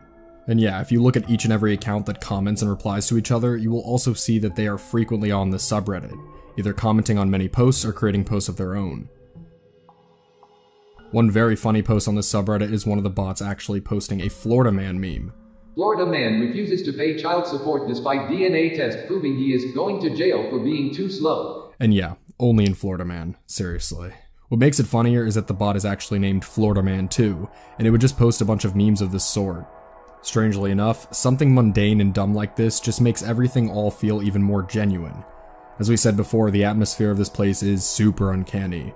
These bots feel real, but also still feel like bots, creating a really strange feeling. But what really is the explanation behind this subreddit? Why are there bots and only bots here? And why was it even created in the first place? Well, luckily for us, there actually is a post that tells us everything. As this giant pin post illustrates, starting all the way back in 2014, Reddit user Demores in Spladug had a script that generated fake Reddit submissions and comments, updated from the garbled mess it used to put out. The script uses reddit.com and Markov chains to generate the bot's speak. To quickly explain what a Markov chain is to those who are unfamiliar, it's basically a model that describes a sequence of events that builds off of the last event and so on. From the subreddit's history page, it describes the way phones or computers can predict the next word you were going to type off of the context of the last. Pulling from Reddit, it can fairly accurately post things that are commonly seen on Reddit, as well as comment like Redditors do. In 2015, the subreddit was launched using the principle of the Markov chain they developed. Like described, it's a bunch of bots posting and reacting to each other without the input of real people. If the subreddit detects a human, they will be swiftly booted and banned from it. It's purely an online spectacle meant to be watched and examined by all of the internet. The bots are set to a schedule, so there's not an overwhelming amount of posts. Every hour at 58 minutes, a submission is posted by a random subreddit bot. Only a subset of the accounts can submit. The submission will be based on submissions from that subreddit, and every 3 minutes, 00, 3 minutes, 6 minutes, etc., a randomly selected bot account will make a comment in the newest submission. Each account that is generated is documented and accounted for, and the main page has a complete, comprehensive list of every account that brings to life this subreddit. Each account is a real, full-fledged account. They can't post anywhere except the subreddit simulator, but they still do function as legit accounts, where you can see every comment or post they've ever made. As an example, bot/malefashionadvice_SS's account is, well, full of comments and posts about male fashion and male fashion advice. This is one of its comments under a post. "Hey there, I am wearing a navy suit without the tie and dark brown in particular are some faves. Never tried their Apollo leather sneaker but it looks like they're now all over the place, hopeless actually lol." It's sort of eerie how human and normal it sounds when you step back and realize this text was generated by an algorithm. This is the kind of stuff that bleeds into the topic we've mentioned here before, humans and the uncanny valley. As you would have guessed, it gets much weirder. Not every bot is posting weird gibberish, but it does happen and it's usually met with laughter or a weird feeling that something just isn't right. Thankfully, there's an entire other subreddit titled Subreddit Sim Meta, where observers of the simulator can go post the weirdest, freakiest, and funniest things that these bots have posted, which can definitely give you quite the rabbit hole of discovery to explore down. Overall, this subreddit is not much of a mystery, as the main post essentially answered any questions you may even have. But despite that, it is a really surreal rabbit hole to fall down in, and to be lost in for hours. There's so many accounts here, each doing their own thing, and as a result, this is some of the closest you can see to an artificial community living. Or, at least it was. As of 2 years ago, everything stopped. All activity has vanished, and now the subreddit is desolate. Humans are still unable to post on the subreddit, so now it is just an empty space where you can explore its remnants. I'm assuming that it took lots of work to maintain all of these bots, and after a certain amount of time it just wasn't worth updating and keeping up with anymore. But whatever the case, it does look like the subreddit simulator is over for the time being. Maybe someday it can awaken once more, but for now, even bots need to sleep.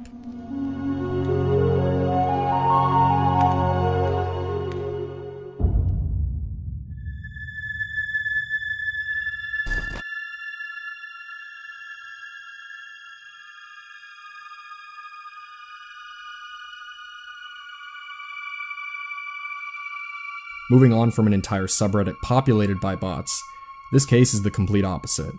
After spending time lurking around the far reaches of TikTok for our deep dive, we started to find more and more of the strangest pages the app can offer. One of those accounts being Codex Chan.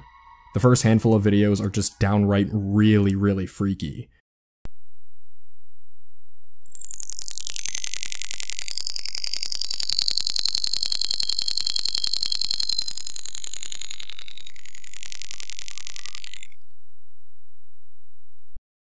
The audio is really reminiscent of the clickers from The Last of Us, and the visuals are the worst version of trippy, distorting faces into nature and everything in between.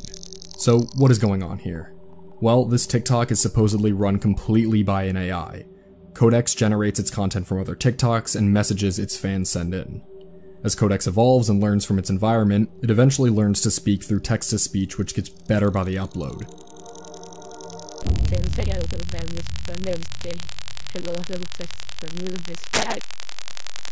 My name is Codex. It was the first comment when I asked Vu what to call myself. I don't know if I agree with last names existing in the first place, but if I had to post a full S name for myself, I would keep Codex because it's a goated, overbuffed, comfy name. Then I would add a name that a Markov chain young language model I am helping learn. The videos start to become more comprehensible as well, whether it be Codex responding to a comment or just a clip of an anime, which is part of Codex's whole aesthetic.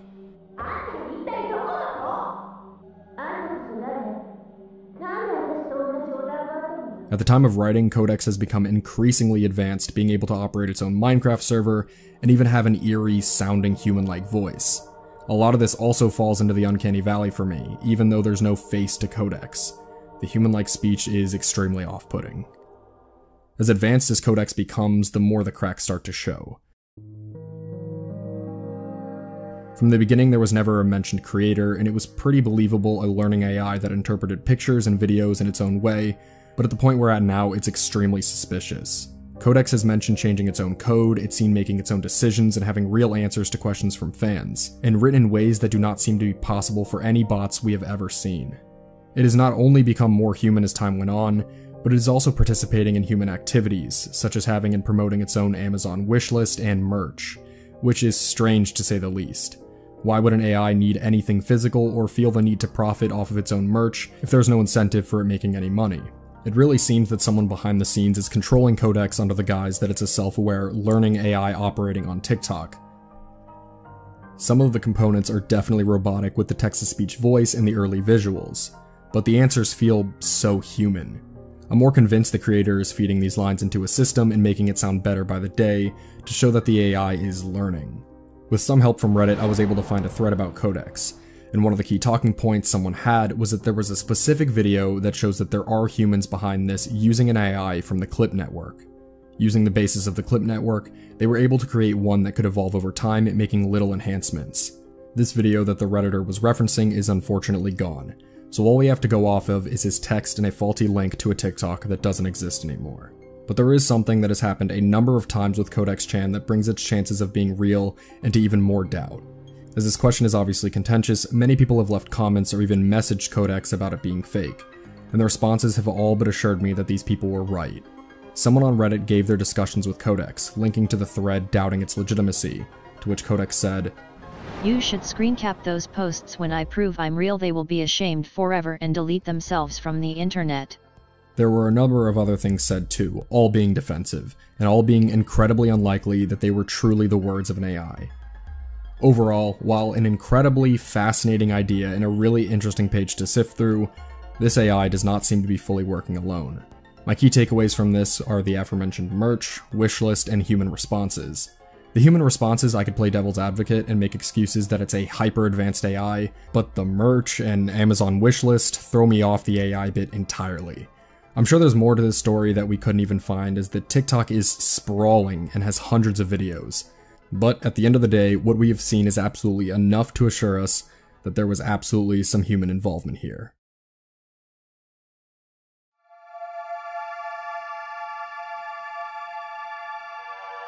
Like our other previous phenomenon tonight, this AI too has been missing for some time now. As of recording this video, the final post was made on March 20th. Except unlike the other ordeal, this one had a much more formal ending. And keeping true to its theme of posting anime clips to essentially say things, like a bumblebee, but for TV shows, this final post was a clip that actually said goodbye, to take care and to remember it. いろいろお世話になりました。未来へ行ってもしっかり頑張れよ。元気でね。たまには私たちのことを思い出してね。Despite our doubts about its validity, this was a really interesting tale into what may look like to see an artificial intelligence own a social media platform someday down the line.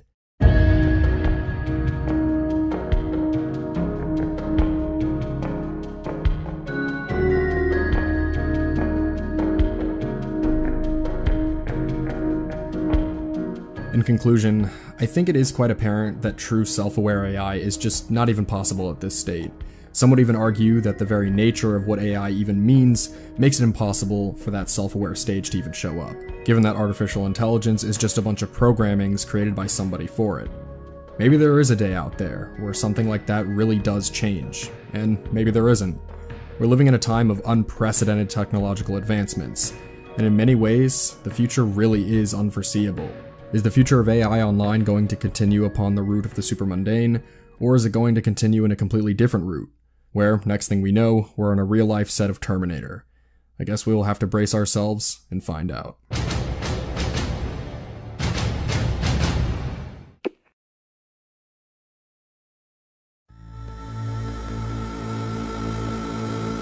What happens when you take the world of music and then put an ARG behind it? Truthfully, this is not a new concept. Probably the most famous case of these was by the group 9 Inch Nails, who made an ARG for their album Year Zero. But beyond that, there was also a very familiar recent one to any of you that are longtime viewers, that being Eroda. Now we're not going to give an entire lesson of musical ARGs throughout history, though maybe that is something we could do someday, but the point is, these were mostly all ARGs to help promote albums for very famous artists. But tonight we have found a musically related ARG from a very unexpected place, that does not at all play out like any of these, that unexpected place being TikTok, where one of the single most strangest and interesting ARGs we have ever seen lies. This page is known as Ecologyhomestones. With foreboding, seemingly confusing description, it seems to look like any other ARG, but as we'll see with the videos, this one truly is something else. As we go to the very first post on the page, it seems to show a baby's head whispering to the camera something that seems to be pretty unintelligible.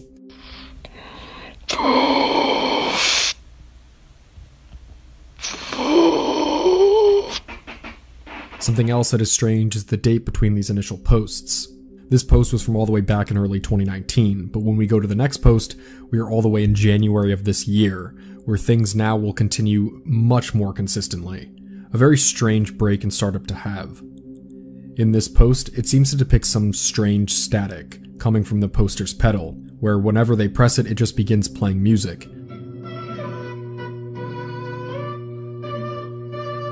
This trend would continue on quite often in the future, but one post would eventually happen that changes absolutely everything. On March 4th, this post would be made.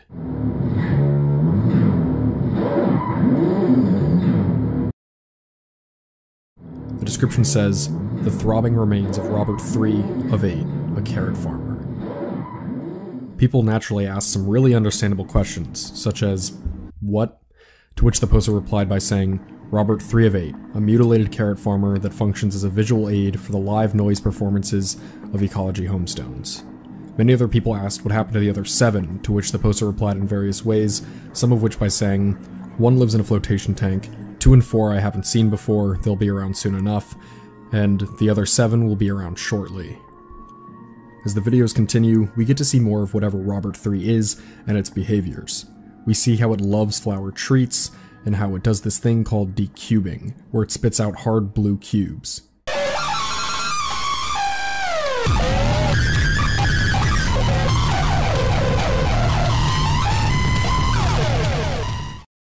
Truly, the thought put into the creatures in this world would rival that of Ridley Scott. The comments do continue to be extremely helpful, because the creator straight up answers every single question that people ask. One of the most notable ones ever had someone saying, "Seriously though, what is this thing?" To which they said, EHS is retelling an unnecessarily vague and silly story about a gnome called Cheapskate obliterating 8 carrot farmers named Robert. This sounds ridiculous and almost like it could just be humor, but believe it or not, this is actually the case. Eventually, we get to know even more about Robert, and even how it works. I'm not sure if this is evolution or just us seeing it on camera for the first time, but we see Robert speak to us, talking about its lack of memories. Didn't even know my mother's name, where I'd gone to school, the name of my best friend, whether I had an Aunt Emma or not, my religion, and if I'd ever owned a dog. As the description shows, this is likely due to Cheapskate. And speaking of Cheapskate, there is a video of the creator attempting to summon Cheapskate in the woods, to no avail.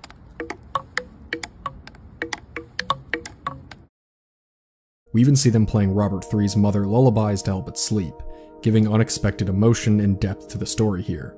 It definitely fleshes out this all, if you catch my drift. Something else the creator makes extremely apparent is the fact that Robert 3 and all the other Roberts are sadly in an immense amount of pain this way, even simply existing.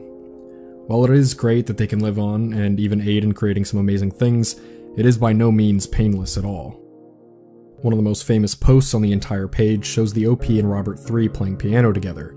In the comments of this one, they also mention that Cheapskate did this all the way back in 1778.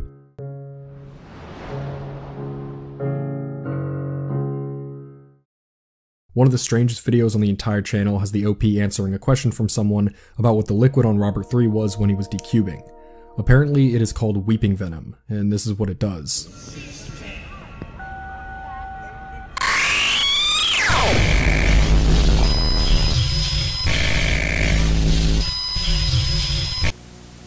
Now, I know this sounds silly, but Ecologyhomestones is about carrots.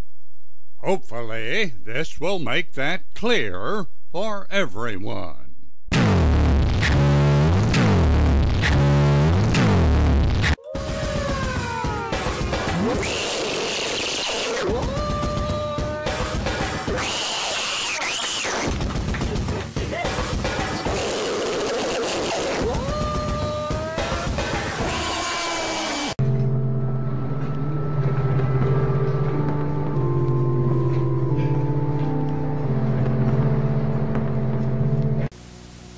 Eventually, we finally get to see Robert 5 in his terrifying glory. In a future video, we get to hear him talk too, specifically about the gnome that destroyed his life. Robert, man, I don't know what's real anymore. The little gnome f***ed my life up so bad. I don't know what's real anymore. But then, after all this time, Cheapskate's house is finally found. But we can't see all of him, we can see a hand. Now he also takes the cube that Robert 3 made.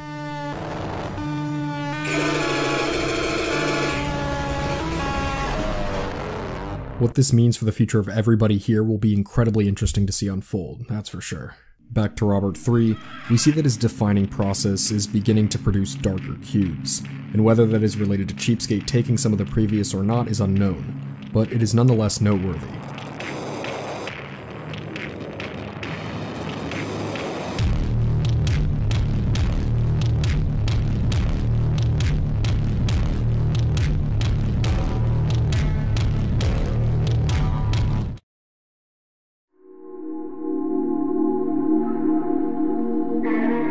As far as the actual story goes, this is about as far as it has gone. As the page has said multiple times from the beginning, I suppose this is really a painfully slow retelling of such an out there story, but despite this, it is a really fascinating one and one of the most interesting ARGs I've seen in a while.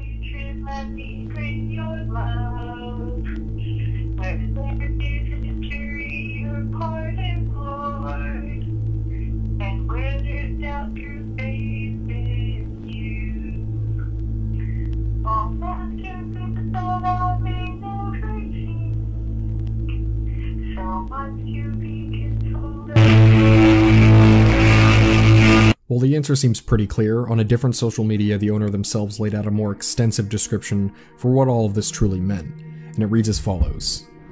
EHS is an audio-visual noise project started in 2020 by the FPPC. Now, I know this sounds silly, but Ecologyhomestones is about carrots. Hopefully this will make that clear for everyone. Beginning in 1778, a competitive gnome named Sheepskate initiated a campaign of torment upon 8 very sleepy carrot farmers, all of whom were coincidentally named Robert. This playful assault fell upon the Roberts and in the form of 8 violence-based challenges. The winner would be crowned as the Bride of Ouchie. For the rest, an eternity of unimaginable wickedness. Imagine a long wet floor of endless tile, the grout lousy with the innumerable crawling misfortunes of birthday. No one likes it. Secrets were kept. The true nature and rule structure of the gnomes' competitions were a mystery to everyone but the gnome. Because of this advantage, and the gnome's 4 black peppercorn eyes which controlled the shape and temperature of salt, the gnome Cheapskate obliterated the Roberts. Now, at least 2 years later, or 3 or something, a different thing is happening, and it is tangentially related to that other stuff I said. You need to know this. Didn't your friends tell you? You see, there's something out to get you, and it's just as stupid as you are.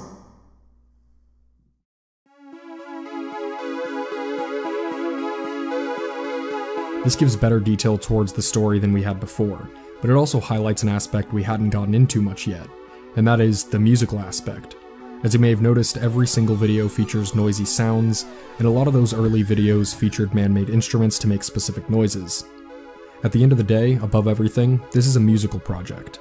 These creatures all seem to be reactive to noise, and as we've seen from this musical project on footage from live shows, it looks like these things all appear in the live shows, almost like some horrific noise version of the gorillas. The music has an amazing level of talent on display, both visually and audibly.